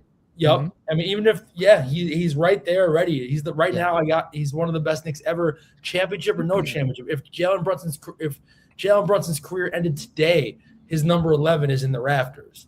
But it's not ended today. But even if it did, 11 is up there. Yeah. Joe? You have to okay, you good, Joe? No. I think you said it all. I think that if it's not a statue, I mean, obviously the jersey goes in the rafters. I think. But granted, back to the statue thing, the Garden should have a little area of statues. By the way, I agree. Right, Randy, you're a big deal there. You should let them know. Oh yeah, I'm gonna tell him. I'm gonna say, yo, Aunt Donna, you told me, yo, put a statue right here, bro. Come on, man. Like, it may not be if they even did it. I don't think it's gonna be the big monster like Shaq and Kobe, whatever in LA. I think how like they did with Iverson, like those little joints. Like, it's just a matter of where, because it is New York. Yeah, I'd probably put them vandalized or whatever. So it's gonna be covered. Section maybe where they have those like, or like you have a statue every like 5 sections of a player. Oh, so you want it inside the Garden? Yeah, I think that's I mean, to be honest, that's the safest place. Yeah, like somewhere in the 100s, or you have a like I said, you have a statue every like 5 sections. Because again, the statues would probably be Patrick Ewing, Walt Frazier, Earl Monroe, Willis Reed, Mark Messier, Nat Sweetwater Clifton. So you'd have Jalen Brunson. You'd have a few statues. Yeah. Go ahead, Danny. So. No, Joe. No, I was gonna say, Ann, what are you looking forward to tomorrow? I know tomorrow's a big game. I know you were looking forward to this. I know we've had anxiety the last couple of days getting to basketball. What are you looking forward to? Obviously, besides the game being played, what are you looking forward to tomorrow? How you will be bringing in the game? Just feeling the atmosphere in the streets, in on the highways. When I'm going to be watching the game at the Garden, the viewing party. Nice. Just feeling the vibes in the air. How I felt the last 9 days, it's probably gonna be magnified by 1,000 tomorrow. I'm taking everything in, because one thing about sports, guys, is do I think after whether the Knicks win the championship or not this year, do I think it's gonna be another 27 years before we're in the finals again? Probably not. But maybe, what if it is? What if we're in the finals this year and we don't make it the rest of our lives? You have to take these. I don't think that's the case, by the way. Yeah. But that said, you have to take these moments in and enjoy every second of this. Because if you would have told me back in 1999, even though we lost, and I was so happy, like a few days later when I finally was over it, he said, Anthony, I'm 15 years old at the time. You're not going to be in the finals till you're 42. I would have been like 42 with like a gray beard and and doing podcasts on this thing called social media. I'd be like, yeah, right. That's crazy. And guess what? Next year we lose in the conference finals. The next year we lose in the first round. The next 2 years we don't make the playoffs. Then we lose in the first round. Then we don't make the playoffs in 05, in 06, in 07, in 08, in 09, in 2010. 2011 we get swept. 2012 we lose in 5. 2013 we lose in round 2. 2014 we don't make the playoffs. 2015 we don't make the playoffs. 2016 we don't make the playoffs. 2017 we don't make the playoffs. 2018 we don't make the playoffs. 2019 the playoffs. 2020, we don't make the playoffs. 2021, we lose in 5 in the first round. 2022, we don't make the playoffs. 2023, we win a round. 2024, we win a round. 2025, we get back to the conference finals. 2026, NBA chance, baby. That's right. Acknowledge me. Acknowledge me. Acknowledge them. Yes. Right So there. that Just said, You talk about. That's right. That was put that that right was there. that was 16 bars. All Wow. New York That was Knicks. tough. so lineup that said, right there. do I think after this year, championship or not, it's going to be another 27 years? Probably not. But that said, what if it is? Enjoy every second of it. I certainly don't think it will be, and I certainly hope it's not. Mm. Enjoy when you wake up tomorrow and you're having your coffee or whatever you do to start your day. Enjoy it. Orange and blue So have skies. you been getting the papers and saving it? I know you got a nice wall back there of nice memorabilia. Man, you know, I don't get the papers as much as I used to. Like when I was Yeah. a kid, I always did. I feel like I almost forgot. I'm not gonna lie. I think I forgot about newspapers. And we've been collecting them. I got I'm not gonna lie to you, I- brother. I We mean, got everything I from wish day. I haven't been collecting the newspapers. I used to all the time. I'll All the grab time. some if we get some. I'm just letting that we've been the New Yorker, New York Post. Yeah. We got them under the bed, crispy, like just trying to get them framed. So we get to that point when we do Nice. walk the Canyon of Heroes, then we can put that Yeah. up and get it framed and get it official tissues. So that's the goal. That's the What goal was- in June. That what is the was- goal. what It's was been, the- it's been my dream my whole life, man. I don't need 2 championships. I don't need 3. Of course, if we win Yeah. this year, I'd love to. Always said I just want to experience one. I'm not greedy. Like I said, if we won this year, I definitely want to win next year. But I Yeah. just experience one. It's been, like I said, I feel like it's granted. I'm not on the team. I'm not an executive. I'm not a coach, and I'm certainly not a player. I feel like I've been fighting for this my whole life. I've been fighting for this. I want this championship so bad, man. Mhm. Yeah, I know. So bad. Oh, To have a little fun here. Listen, I know you're a diehard Knicks fan, and me too. What was the one year of the roster that they had? You feel like, wow, like I don't know how many games we're gonna win, bro. Less than Where 20 I knew it was bad before, Yeah. or where like I was aware it was going to be a long year. kind of both. Well, because there was rosters we had where I said, "Oh man, this team might win 45 games and be a 5 seed," and we ended up winning 23. I can tell you about a roster like that. Wow. what's that? Well, 2 come to mind right away. The 05-06 team with Larry Brown. I looked at that roster and I'm like, there's no reason. You had prime Stephon Marbury, you brought in Quentin Richardson, you had Jamal Crawford, you brought in Eddie Curry. Yeah. I'm like, I don't see why this team can't win 44 to 46 games and be a 5 to 6 seed, and they won 23. Drafting Channing Frye, drafting David Lee, drafting Nate Robinson. And then I would say the 07-08 team, I mean, it was a bad mix. You brought in Zach Randolph to play next to Eddie Curry. Eddie Curry had a really good year the year before, but that was the bad basketball sense. And probably another team I thought would be way better than it obviously was. The 2016-2017, you brought in Joakim Noah, you brought in Courtney Derrick Rose, and that team. They had a good first almost 30 games. We were 16-13 at Christmas Day, but then everything kind of flopped after that. But like, for example, a team I knew was going to be trash was like, the 2018-2019 team. I think the starting lineup on opening night, man, it was like Trey Burke, like Noah Vonleh. Oh, yeah, Dennis Smith Jr., Wesley We Matthews. got Dennis Smith later that season in the Porzingis trade. Robert Lopez. So we had some, like a team like that. I knew it, but that was like, well, we were kind of tanking, hoping to get Zion. Ended up getting the 3rd pick, getting RJ, and RJ turned to obviously OG Anunoby. So, but there was not bad. way better than they were, and there were some teams I knew in September, like, all right, this is going to be a long season.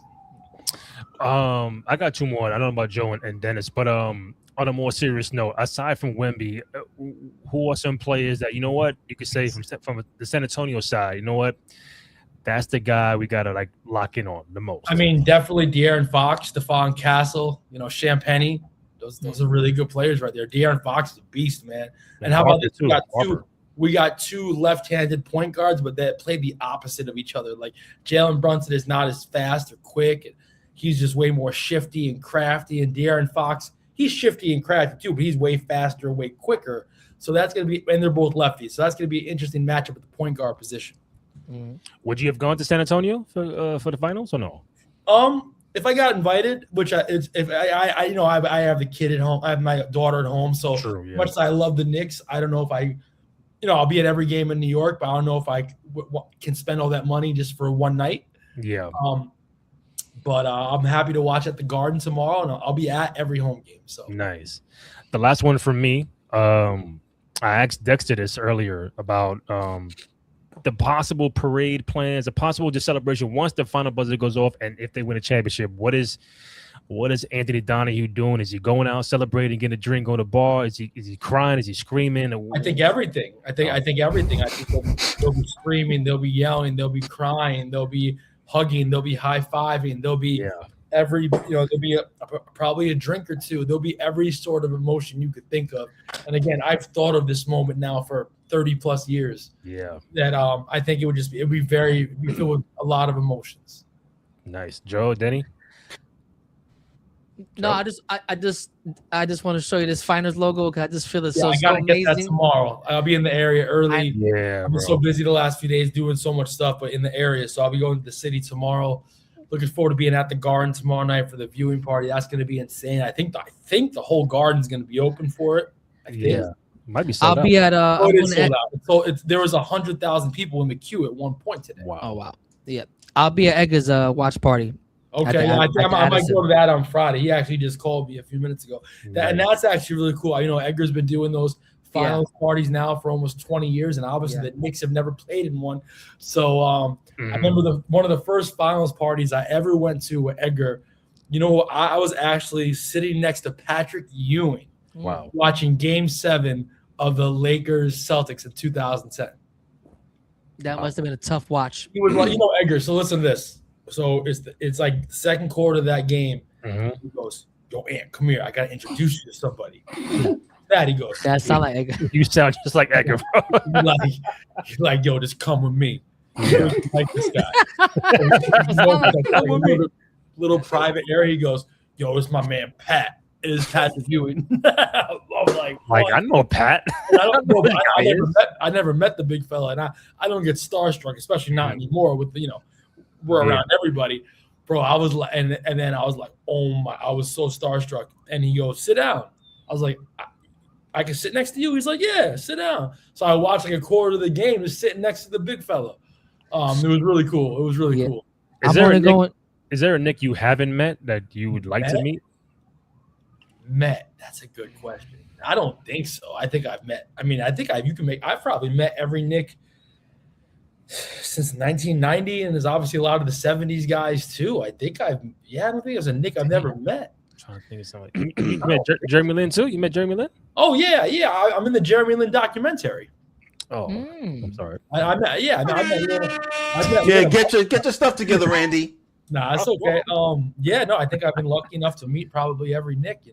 Oh man, that's crazy. Denny Blanco, what you got for Ant? I see my boy Ben Lyons in the queue, so I might bring him up.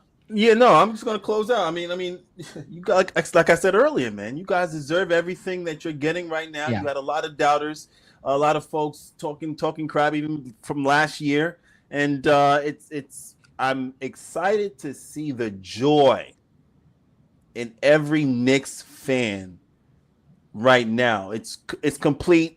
I'm happy for you guys, man. Yeah. So I'm happy for you and everyone else. Yeah, I'm happy. And also, if you're around in the morning, tune into ABC tomorrow morning at 10. There's gonna be a Knicks special, and there'll be a nice little piece about this guy named Anthony Donahue. Nice. We got an exclusive. Gotta play the bomb on that one. Tomorrow morning, 10 a.m. ABC. Which is also the home of the NBA Finals. That's right. We got an exclusive, y'all. Thank you. Thank you. You know what? From the one and only. Before I get to Ben, how cool is it for who obviously calls the Knicks games regular? Of course. But now the first time in the finals, he's on it. This ain't NBC, this ain't TNT, but it's ABC, and he's on the call, and he's like, boom, I got the Knicks right in front of me. It's so great. But the thing is, Mike is such a professional that I wonder if he's going to be cognizant of like wanting to not sound like the Knicks announcer I feel like he's going to be thinking about that because he's such a professional. He's not going to want anybody to think. But I wonder if the Knicks win the champ. And I don't think he will because, again, he's just too much of a pro. Yeah. If the Knicks win, and when Mike Breen announces the New York Knicks are NBA champions, does he get choked up on the air? He might. I think he will. I think he will. And what's the call? Because to me, the most iconic call in the history of New York sports, in my opinion, is Sam Rosen's call of the 94 Rangers. To me, that's the most the Rangers are Stanley Cup champions, and this one will last a lifetime. To me, that is the most iconic call in the history of New York sports. What will the call be for Mike Breen? Now, also, if we do win, are we up 20 points with 30 seconds left? Yeah. Or is it a game where, like, you don't know you're going to win until the buzzer sounds? So that's going to be interesting. Like the Rangers game, the Rangers only up 1 goal with still 30 seconds left. So you didn't know they were winning until the buzzer went off. Yeah. Where, like, when the Knicks went to the finals in game 4 versus the Cavs, we knew that game was over halftime. Yeah. So if you win the championship, I am really curious to hear the call of Mike Breen. And if he does, I think he will get choked up later on in the broadcast, maybe in the post-game show. Yeah. But I wonder if he gets a little choked up when he says the New York Knicks are NBA champions. And what will his words be like right after and right before? I am fascinated by that, and I can't wait to hopefully hear that because no one deserves to make that call more than Mike Breen. And I tweeted this out. I don't think it will happen, but that'd be really great if ABC would let Walt Frazier call 1 quarter with Mike during the finals. Just 1 quarter. And he's got to say for the first time since 1973. He's got to say that. He's got to say I don't know. Well, maybe, I don't know. It depends. I guess it depends whatever comes to, it's like when Michael Kay is waiting to make a big Yankee call. I guess I don't know if you're thinking about it before it happens, and then it happens, and then there it is. So I don't know. I'm sure he's thought about it. Will he say 1973? I don't know. When we went to the finals, he did say for the first time in 27 years, so it's possible. True. So, but I hopefully it's at the Garden, so I'll have to go back and hear it the next morning. Right. But I can't wait to hear Mike Breen make that call. That's going to be special. Before I let you go, let me get Ben Lyons. I know you've been watching Anthony say what Mike Breen's call could be or should be if the Knicks win. Do you agree? Do you have something different? The fact that I'm listening to Anthony Donahue debate what Mike Breen's championship call is going to be, and he sounds like not crazy. Like, this is crazy. Like, Anthony, I'm so happy for you. ABC Anthony, they call him. It's a big deal that you're getting the love you deserve. You've been there from, man, I don't even know when, dude. This is awesome. I have a photo of you with my dad, and you're like showing him your calf tattoo, and he's looking at you crazy. You're like, this is so great. And yeah, Mike Breen's call. I didn't even think about that until Anthony Donahue brought it up. That's a great thing to talk about right now. I've been thinking, even when we were bad, I've thought about what will Mike Breen's call be like if he's the one to call the Knicks being champions, And I'm with you. I hope they bring Clyde on the broadcast. I hope the camera pans over to your seats and they show some love to you. That's and, right. and all the faithfuls there. It's really special. This whole week's been awesome, but now it feels like something different's in the air. Now it's time to handle business, right? It's like the celebration is over, and now it's time to get back to work. So absolutely, I can't wait. Less than 24 hours. I think to cap it off, again, in a fantasy world, if they get it done in Game 6 at the Garden, it's like it's just like, come on, bro. Like, I mean, I take Game 5 in San Antonio, cool, but if you get it done at the Garden, it's like, whoa, everything's been written down. Like, it's like a story, bro. It's just like it's fantasy. You can't. Anthony was coming out to LA for Knicks Clippers games in March when they were 112 games under That's 500. Right. Yep. Like, come on, man. I was at the game when Nick Young shot the 3 and went like this, and he ended up missing. Although I think they gave up 50 that quarter. I think we did lose that game by like 50 points, though. Yeah. Oh, no, man. it's awesome, man. I hope you've been enjoying every moment and being present. And it's like, come on, what? Are you going to Ben? Are you going to? Well, I did get a party? nice gift from our friend and yours. They know him as the Fat Jew on the social media. He sent me a jersey, which was really nice. Wow, autograph too. Oh, that makes sense. Brunson is D'Alembert. I wonder what jersey Mr. Fat Jew is going to be going with. Is he going to go with Keith Van Horn tomorrow? You got the 3X, the 3XL on the Samuel D'Alembert game. I know, right? If you're Josh tomorrow and you're sitting at the crib around 5:30, I feel like he goes with Van Horn tomorrow. Van Horn, maybe a little medium Ron Baker. He might have a game-worn Chris Dudley finals jersey. You never know. That's a good one. Just throwback names being thrown out there. Chris Dudley was the starting center for games 1 and 2 of those finals in '99. Then Jeff switched it to Marcus Camby in 3. That's why. Anthony, you mentioned meeting every Knick, right? And I'm curious, like, where the line is for these Knicks legends who want a ticket, like next week. Well, now the line is much shorter now. Like Tim Thomas may need to go to the 11th row. Does Benno Udrih get in the building? Does Benno get in the building? I don't know. I always blame Benno Udrih in the 2013-2014 season. I don't think. I'll tell you one Knick I've never met that I love to, and he unfortunately passed away now, would be Eric Anderson, the only white guy in the 93-94 team. He was an elite chest bumper. He popped up in the movie Blue Chips as well. Yes, he did. Yes, that's a fact. One of the incredible movie with Nick Nolte, Shaquille O'Neal, Penny Hardaway. But Eric Anderson was an awesome Knick that never played on that team, but he was always a great chest bumper and an elite team player. Great chest bumper. Ben, Clark told me he was the best chest bumper on the team. I thought he said chest. I'm like, chest? No, he gave great chest bumper. Got it. My bad. Ben, I'm gonna start with you, and this is the last. All right, guys. Thank you for having me. Anthony, congrats, man. Happy for you, dude. Let's go Knicks. Love it. ABC Anthony. Look at this guy. How can you be a bad chest bumper? I love it. No, I Hold thought on. he said All right, now that Anthony's gone, in honor of Sir Denny, we've had many nights on this podcast. Oh, he got the glasses out? Hold on, I got some Mike Brown. Hold on, I got some Mike Brown hype shit. Hold on.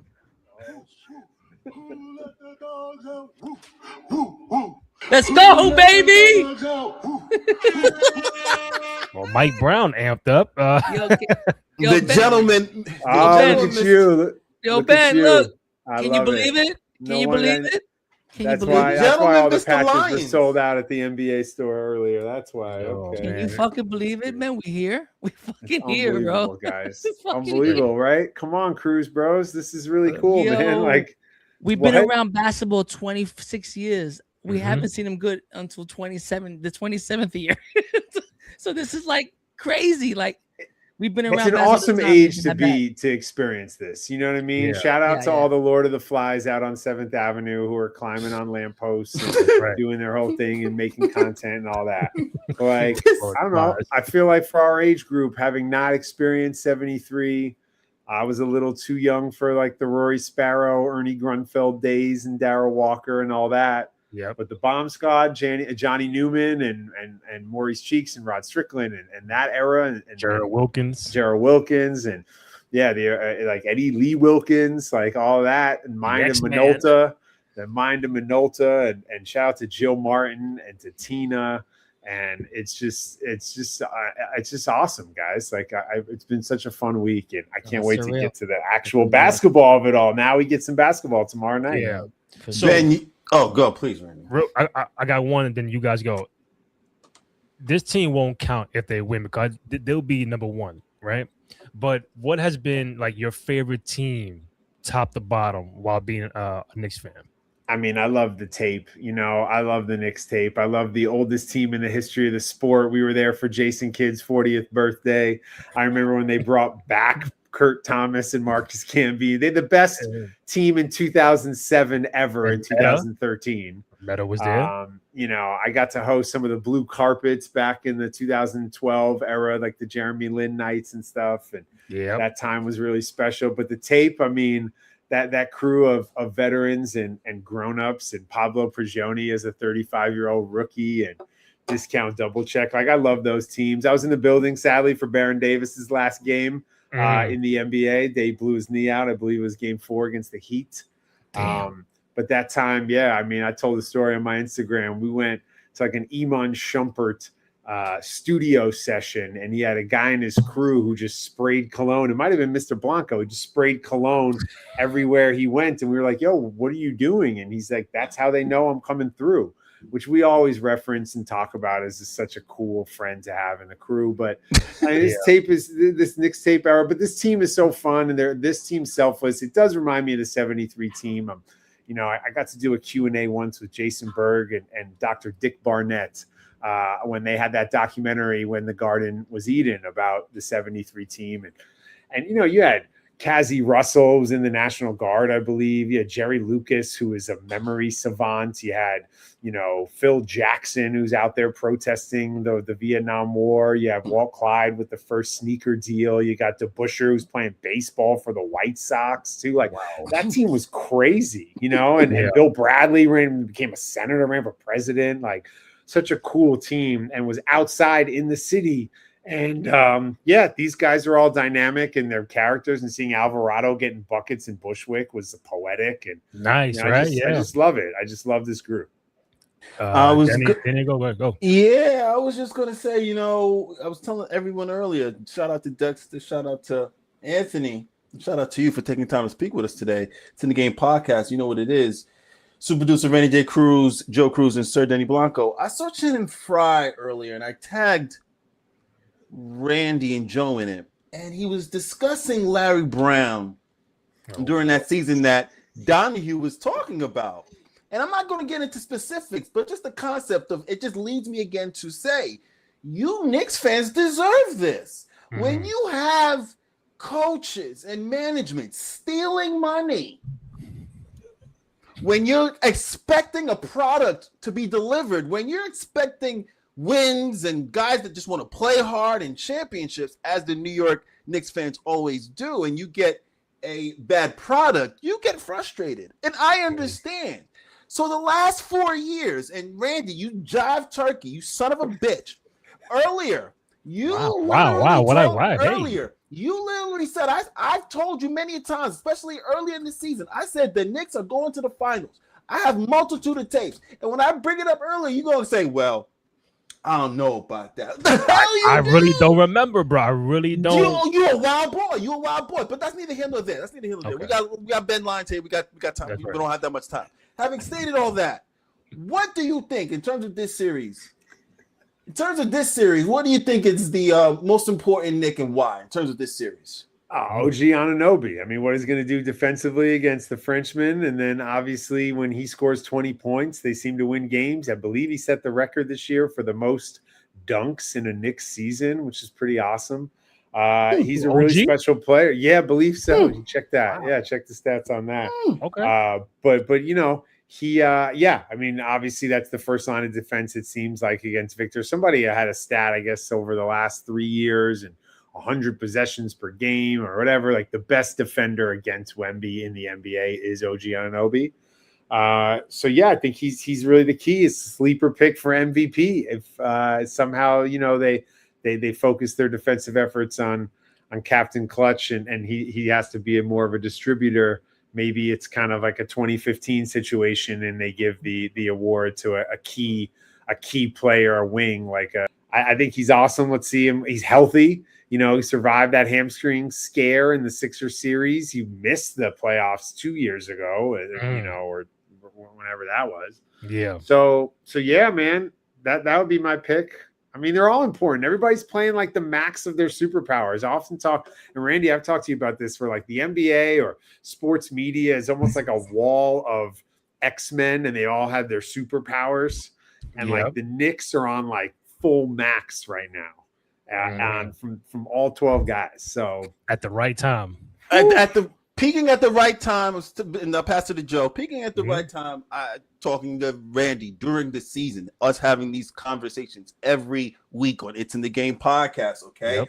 I'm literally telling him to his face, listen, you guys in the last 4 years, you're going to get develop chemistry, and then the concept is you got to get a bench. You have to get a bench. You have to go at least 4 or 5 players into your bench if you're trying to be serious. And this year, I was watching after last year's performance. I was asking myself, can they win multiple games multiple ways? Mm-hmm. Can the Knicks win multiple games multiple ways? And as I sat back, I watched. I said, okay, let's see. Exhibit A, down 20, come back, win. Okay, injuries. Okay, players stepping in, they win. Okay, now change of injuries that happen to multiple players. Brunson, OG. Okay, then you activate at the right time, again peaking, you activate Brooklyn Bridges. Okay, that's not the regular. That's not the regular.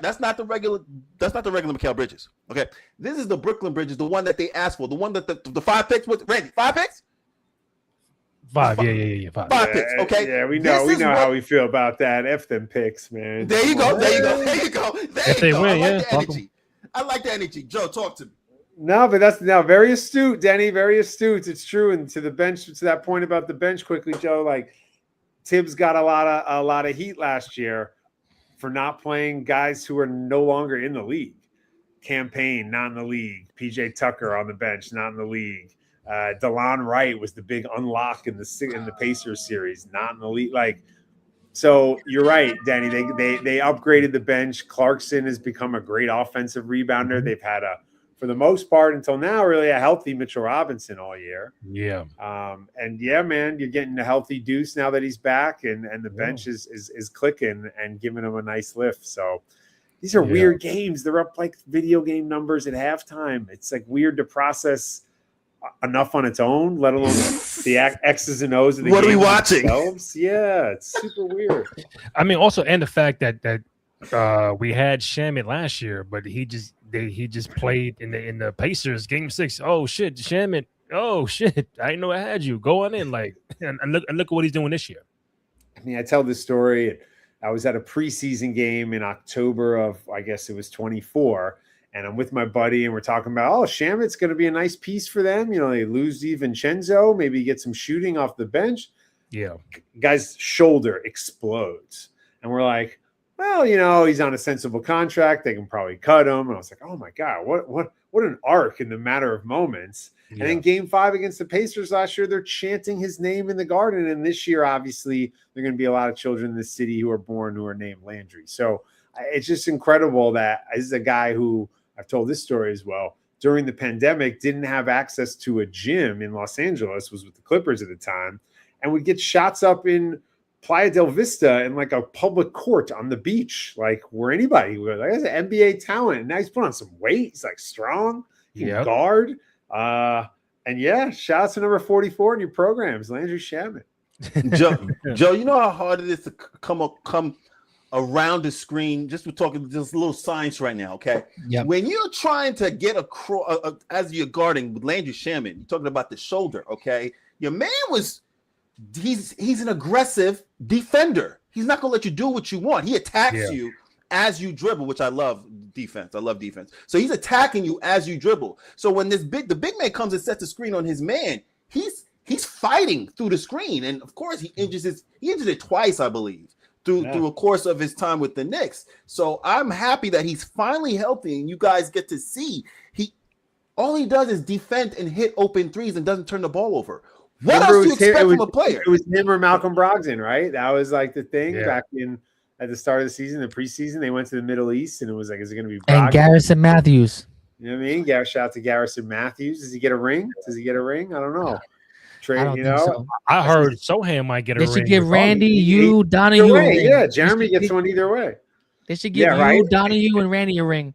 Yeah, all of us, man. If you're gonna ride, so great. If you're gonna ride this wave, I applaud everyone that's just again.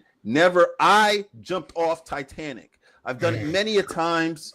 I'm going to leave Rose. She's going to be left. I'm not that committed to a team like some of you fans out there. So I applaud you for being committed through the ups. I'm trying to think. I used to come on this podcast, I feel like before the pandemic, maybe, or I don't know. You guys have been doing this for a while. So like definitely in some dog days of the Knicks, and to the fact that they're out here. And I think, Randy, I remember and you were we did like a Knicks pep rally at the Beacon Theater in like 2013. That's right. The year after they lost to the Pacers. That was the letdown year. I think they had 37 wins that year. Yeah.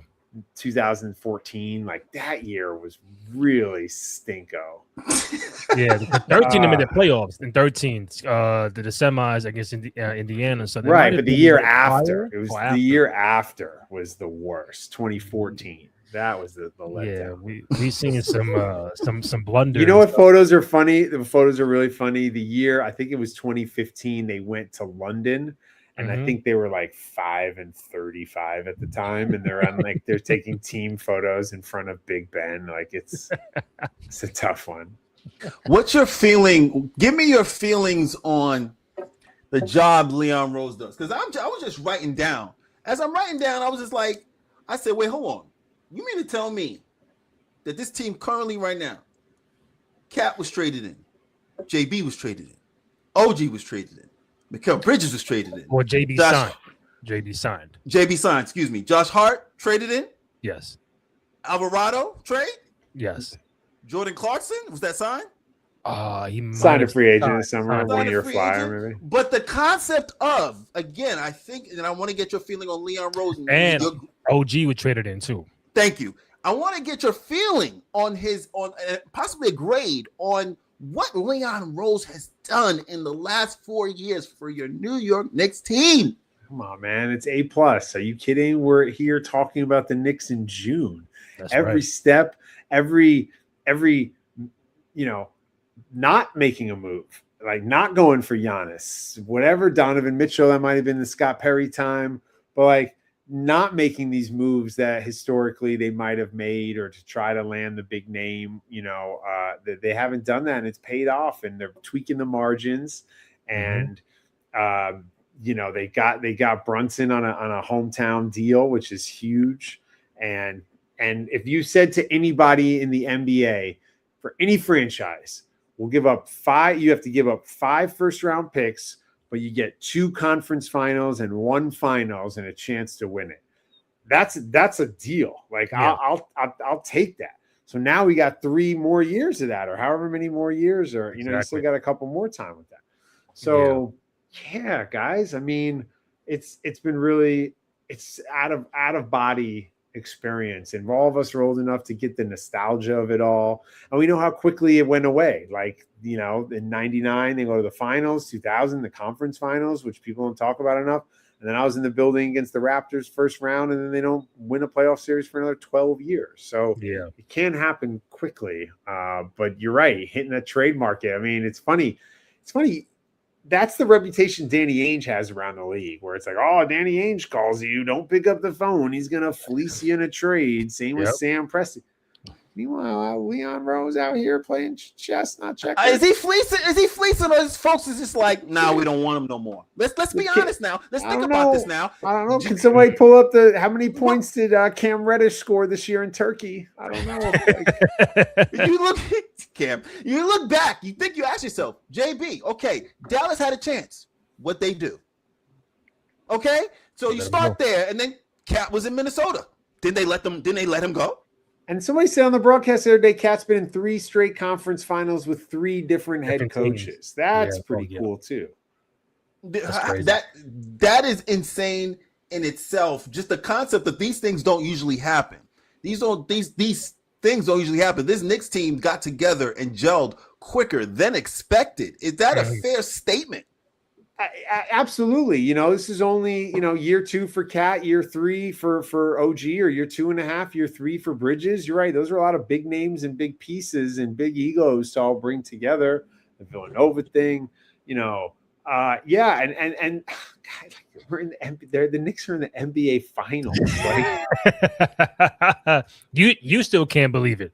Can't believe it. And also to bring the history of the franchise along with it.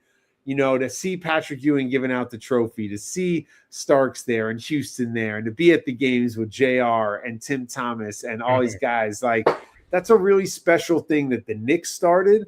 Other teams are now doing a better job of honoring the vet players, and you'll see it in San Antonio, and they've done a great job historically, and they've had a lot to celebrate there historically of bringing back, Sean Elliott's involved in their broadcast, and obviously Duncan and Ginobili and Parker and whatnot, but let's see how deep they dig in the crates. You know what I mean? I want to see some really old, old timey Spurs there and some old school Spurs there, because the Knicks have really opened up their doors. It's become part of the Garden experience. Is to interact with the alumni, see them, be there, see Spreewell. The guys are on the concourse. Like, it's just awesome. And that's a testament to the whole organization, in addition to the basketball moves that Leon's made. You're supposed to respect alumni. Sorry, Randy, please. You respect alumni, whether it's college, NBA, respect alumni, man. That's right. It's awesome, man. It's game of life stuff. And to see John Wallace there, Syracuse, and, did something that's really hard to do. As you get older, you realize how hard it is to be in the league, be out of the league, play overseas, and then play your way back into the league. Also played like all 82 games in a season with the Raptors when they were terrible. And a lot of guys were taking that. Like, little things like that you start to appreciate about guys as they get older. And as you get older, and so to see John Wallace there at the Garden, who means so much to basketball in this part of the country. And it's funny, the national broadcasts, taking note of the Knicks during this run and questioning why Stephon Marbury's at all these games. He didn't win any playoff games. Like, you know how much Stephon Marbury means to New York City basketball? They don't understand. They don't understand. And saying, you guys, as Hoops in the Sun, you guys are New York City basketball. And you understand how the Knicks are a part of New York City basketball, but they aren't the only thing in town when it comes to hoops. Like, there's a lot going on here. The fact that you got Champagny, like you got a St. John's guy playing in the Garden, you got Rutgers and Harper playing, and that's a cool storyline. And I mentioned Alvarado, like, just the basketball scene in this part of the country. The Knicks are a part of it, and like, that's been really cool to see them to tap into New York City basketball. Yep. Joe, go ahead. I wanted to ask you, in 2 weeks when we win the championship, are you walking down the Canyon of Heroes? Come on, man. I feel like I've been saying it's just going to be like are you sleeping over? Or are you like staying party. before? I feel like it's a citywide block party. I feel like no one knows who's going to work. Who's going to work? It's not going to be shut down. It's not going to be like an Eagles parade. Nobody's going to be eating dog poop on the street or falling off of, buildings or any of that stuff. It's going to be more joyous than I feel like destructive, the weather, all that. Man, I know. I've really caught myself a couple times this week, like envisioning it and trying to feel it. And I don't want to get that far ahead of myself. True. But it's really right there, guys. Like, it's right there. And it's 4 more. City could use it. It really could. And Knicks in 6. And also, like, I didn't know this, guys, and maybe you guys have heard this, but there's a World Cup. Yep. Yeah. World Cup's coming. Had no idea. Wasn't paying attention one bit. Someone said it's coming here, and they're gonna be at Port Authority. It's gonna be some traffic. I heard gridlock. Yeah. Oh wow. Gridlock. World Cup here. Yes, World Cup. I've been preoccupied. But will you at least join the Lord of the Flies in 7th Avenue if they do win? Yeah. Indulge? Shout out to American Whiskey. American Whiskey's my spot. They do a great job around the corner from the Garden. Yeah. We love to go there. My folks are in sure. Midtown still. I really want to watch these games with my parents if I'm not fortunate enough to be in the building. So I think, getting to watch these games with my sister and and then trying to find your friends who do go to the game on the street afterwards. Good luck with that. I mean, I bought a new. I'm trying to be like Randy Cruz. I bought a new camera. I'm shooting some stuff on film. You know what I mean? I want to get some memories on film. So I'll be out there for sure. We'll be out there. You guys see this Walt Clyde Frazier children's book, by the way? I've seen that a couple. Yeah, I've seen that. I've seen that a couple of times. That is awesome. It's a great read. I love my we have a niece and my mother will read it to the little one. And that's Clyde awesome. Was known as a tenacious defender that no one should test. Stealing and dealing. There you go. There you go. That's a great segue because we had Donahue on. I think you were not in the queue when he said this, but there's 2 questions I got for you. First question is 1 answer. Who do you have right now as the greatest Knick of all time? Right Walt now. Clyde Frazier. Part 2. Donahue said if Brunson wins a championship, he's number 1. I mean, what is it? Year 4? Year 4. I want to see a couple more years, and by all accounts, he's gonna be here. I think when you start talking all-time greats, give me 7, 8, 9 years somewhere. And man, I mean, from where this organization was and where they've gone, I mean, sure, let's have that conversation too while we debate what Mike Breen's call might be or what the city's going to look like for the parade. Let's continue to put out these what ifs. Like now's the time. Now's the time while the vibes are high. Okay. Rolexes all around. I got one more what if, and then I'll let Joe go back. Take the Knicks to the side. Again, this is if fantasy. If Brunson wins a championship, where do you put him in the lore of New York sports? With all the Yankees, the Giants, and the Mets, and all that, like where does he? The Rangers, where does he go? I don't think he's quite Derek Jeter just yet. In my lifetime, Derek Jeter is the New York athlete of our time, regardless if you like the Yankees or Mets or whatever. 5 World Series, did it with class, a throwback to a different era, the whole thing. Yeah, I mean, it's funny. His demeanor is not such where I don't feel like we're going to see him on Good Morning America like Strahan. I don't think we're going to see him when he's retired, like out there, like in a big way. He's a little bit more cool, calm, and collected, but he does kind of remind me of the old timey athletes who, let their play kind of the Joe DiMaggio, or, who are less of like I think Joe was a dude in a suit and was a class act and, the whole, I mean, gosh, you start talking about DiMaggio and Jeter and, Strahan, and these are all-time stuff here in New York City, Lawrence Taylor, Messier, Ewing, Sabrina, and Stewie, if they get another one, Messier, I mean, that 94, it's funny, certain championships, I mean, the Celtics 08 team seems to be one of them for us in New York, 94 Rangers. If the Knicks just get this one and like that's it, that'll be one that it'll just live forever. It's all good. Like it is just it's good, so man. Go ahead, Joe. That's crazy. Did you ever think a 6'3" point guard can take this franchise on his shoulders and propel us to the NBA Finals? We had a lot of greats here, and the fact that we're speaking on a Tuesday night about a 6'3" point guard that could potentially put us over the hump is amazing. I'm a big fan of JB. He's the person that kind of got me back into just believing in the fact that this is a team and this is the opportunity that we have in front of us. And we've always, laid an egg when it came to these big moments. How do you feel this time is different? And what makes you feel that what makes you feel confident that this team is gonna bring it home with a 6'3" point guard running the franchise? Man, I mean, look, you guys see New York City point guards up close. You see him every summer at Hoops in the Sun. His game is not that you of a traditional New York City point guard, right? He's got a little Kenny different... Anderson. It's not. He's not any of these guys that you would, if you were creating a New York City point guard in a science lab, you wouldn't create his game. But his footwork, guys, is so immaculate. It's so much fun to go to the games as an older fan and nerd out over footwork. It's not this high flying thing you can't relate to. Like he's just using his body weight. He's shifty, his drop step, his pivot, his gather step, all these new steps in today's NBA, ethical buckets, whatever you want to call it. And they said something else too the other day on the broadcast, which is insane. He is the defensive leader in taking charges in the NBA. Like that is awesome for your best player to do that. Like that does so much for leadership and for the team. And yeah, man, he's a throwback and a class act. And there's something really cool about having a lot of like dads and married guys on the team. I think that's a big deal. As much as I love the Knicks tape era, that meat packing district, they're not just selling meat down there. You know what I mean? So it's like, I like that this team is in Westchester.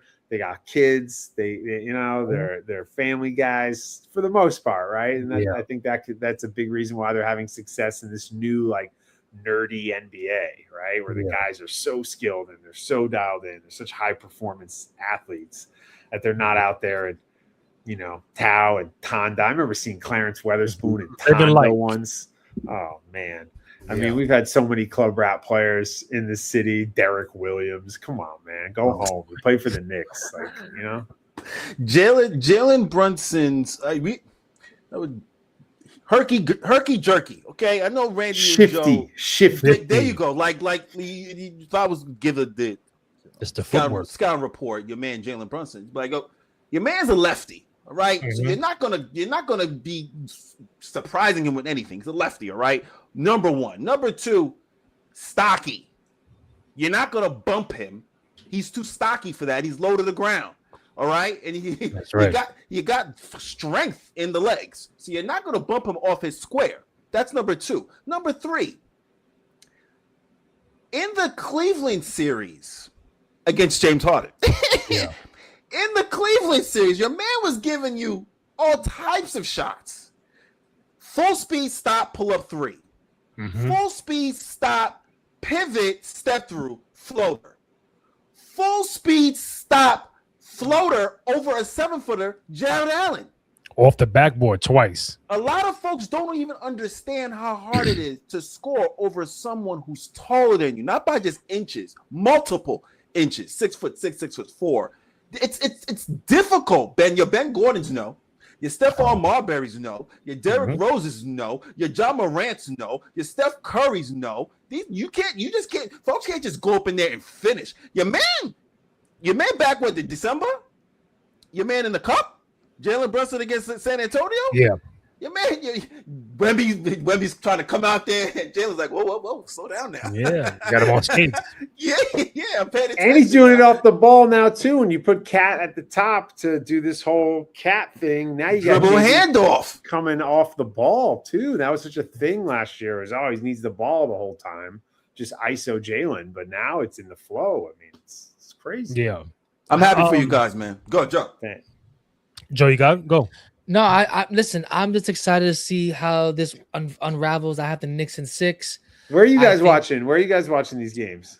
Well, I'm going to Edgar's watch party tomorrow at Addison, so I'll be there tomorrow night. He's bringing the replica Larry O'Brien trophy, so it's going to be kind of a spectacular moment. Randy's working at the Knicks at the Garden, so he'll be doing a watch party. Yes. I decided, to split the PC. We got to do PR related stuff from Edgar and the Knicks. But Friday I'll be at the Knicks at the Garden, and then I will not be in the Garden when they get here. So I'll be watching from, the living room. So I know. I'm trying to figure that out, right?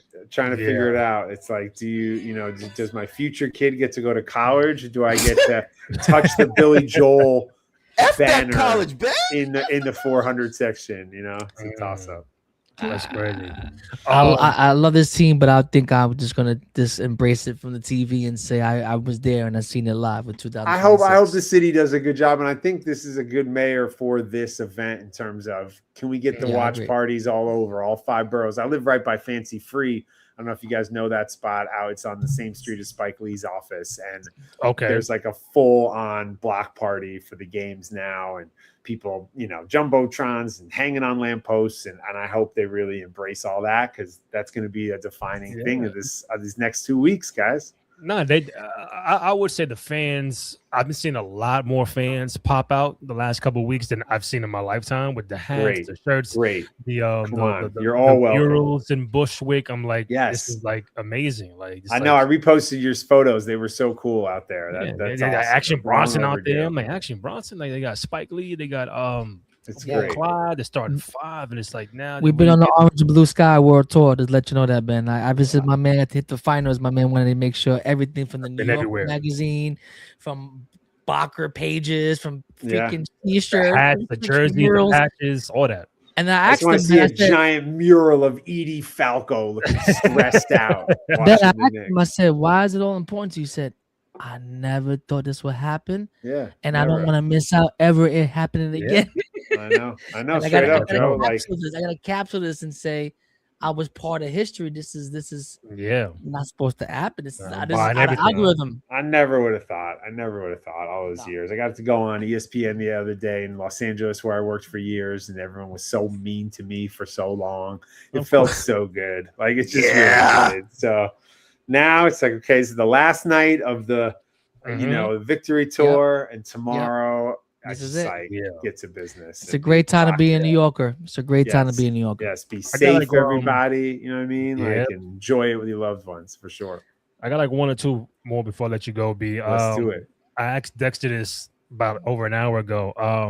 How happy do you think the NBA is to seeing Wemby, 22 years old, top foreign star, not the biggest market, but San Antonio. But then on the other side, you get the biggest market in the world, and that's your NBA Finals, where everybody talk about ratings and streaming, and I can't find the games. But now you have an NBA Finals with Wemby and the New York Knicks. How do you think they're feeling right now? I love it. I love it. The game's gone global. The Spurs went overseas to play these Paris games. The Knicks had a big watch party in London. Shout out to Steve Novak, who hosted that in one of the first round of the playoffs. The Knicks are a truly global brand. The Spurs are, thanks to a lot of the players they've had. It's a dream matchup for the finals. I know they're just hoping, the league is hoping the games are competitive. We all look back with great nostalgia to 2016 for that Kyrie shot in Game 7. Those games, you go back, they were kind of blowouts. And I'm hoping the games can be competitive and tight, and that'll be great for ratings. And yeah, it's gonna be an all-timer. It is so different though than '99. They get to tap into the nostalgia and the rematch in '99, but with Pat Ewing being out of it in '99 and the strike shortened season, it was just like you knew the Knicks didn't really have a shot, you know. And if you look back on it, the fact that they even won a game and then were a Sprewell fadeaway from a game, forcing a game 6 is pretty impressive with that group. So this is different, and I think it could go, I think it could go a bunch of games, but in my heart of hearts, I just think the Knicks are on one, and I'm rocking with Knicks in 4. I don't want to see them lose ever again.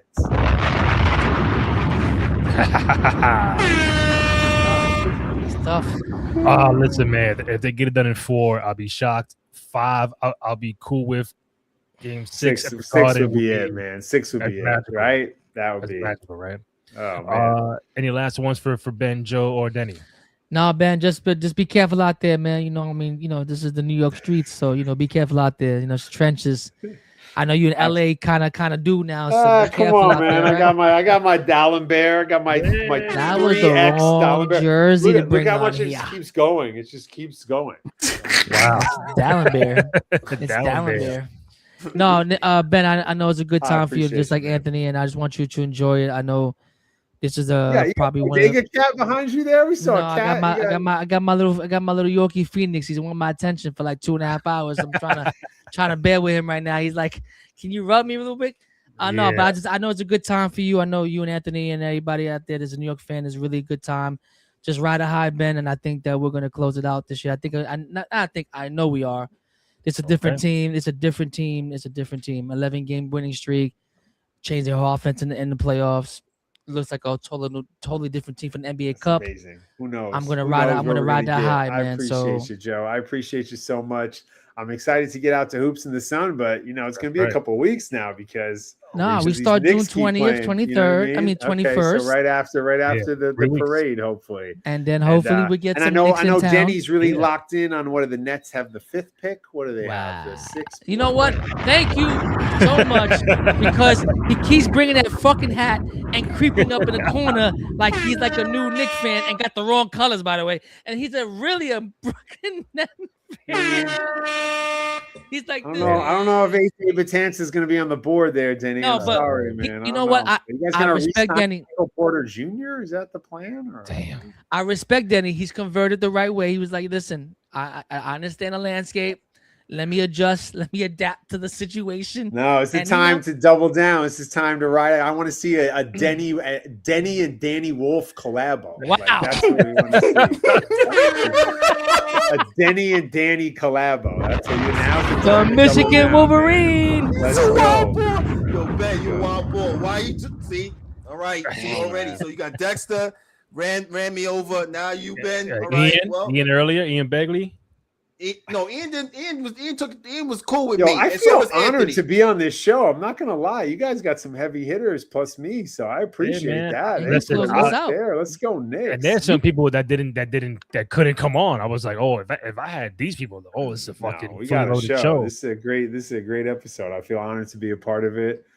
3 Knick fans and a Brooklyn Net fan. This is all what a foursome here. This is great. Listen, if the Knicks win the championship, we got to get Jerry on the show, bro. We got to. I know. We got to make that happen. Enough is enough. You and him together doesn't matter. We got to do it. Let's do it. Sounds good. Sounds good, fellas. Enjoy these games. Be safe. We'll check in. You too, brother. Thank you, man. Go New York. Go New York. Go. No, play it, Joe. Play it. My Bluetooth went out. Give me a second. Hold on. Man, F that Alright, I'm Bluetooth, out. man. Bye. F that Bluetooth. Later, Ben. Peace out, yo. Later, Ben. F that Bluetooth, man. Fucking Bluetooth. That Bluetooth. You a fucking Yeah, hater. Bluetooth. You know, Bluetooth. you Oh, like I'm a my hater. you like my I'm a hater. skills. You right. You like my skills. I You was like my hating skills today. all 2 You like hours, my I was skills hating. today with my sound bites. I was hating all 2 hours. You right. Okay, hold on. We are the New York Knicks. Wow. We are the New York Knicks. We are the New York Knicks. You hear it. We are the New York Knicks. Say go New York, go New York, go. Go New York, go New York, go. Say go Look New at me. York, go New York, Acknowledge go. me.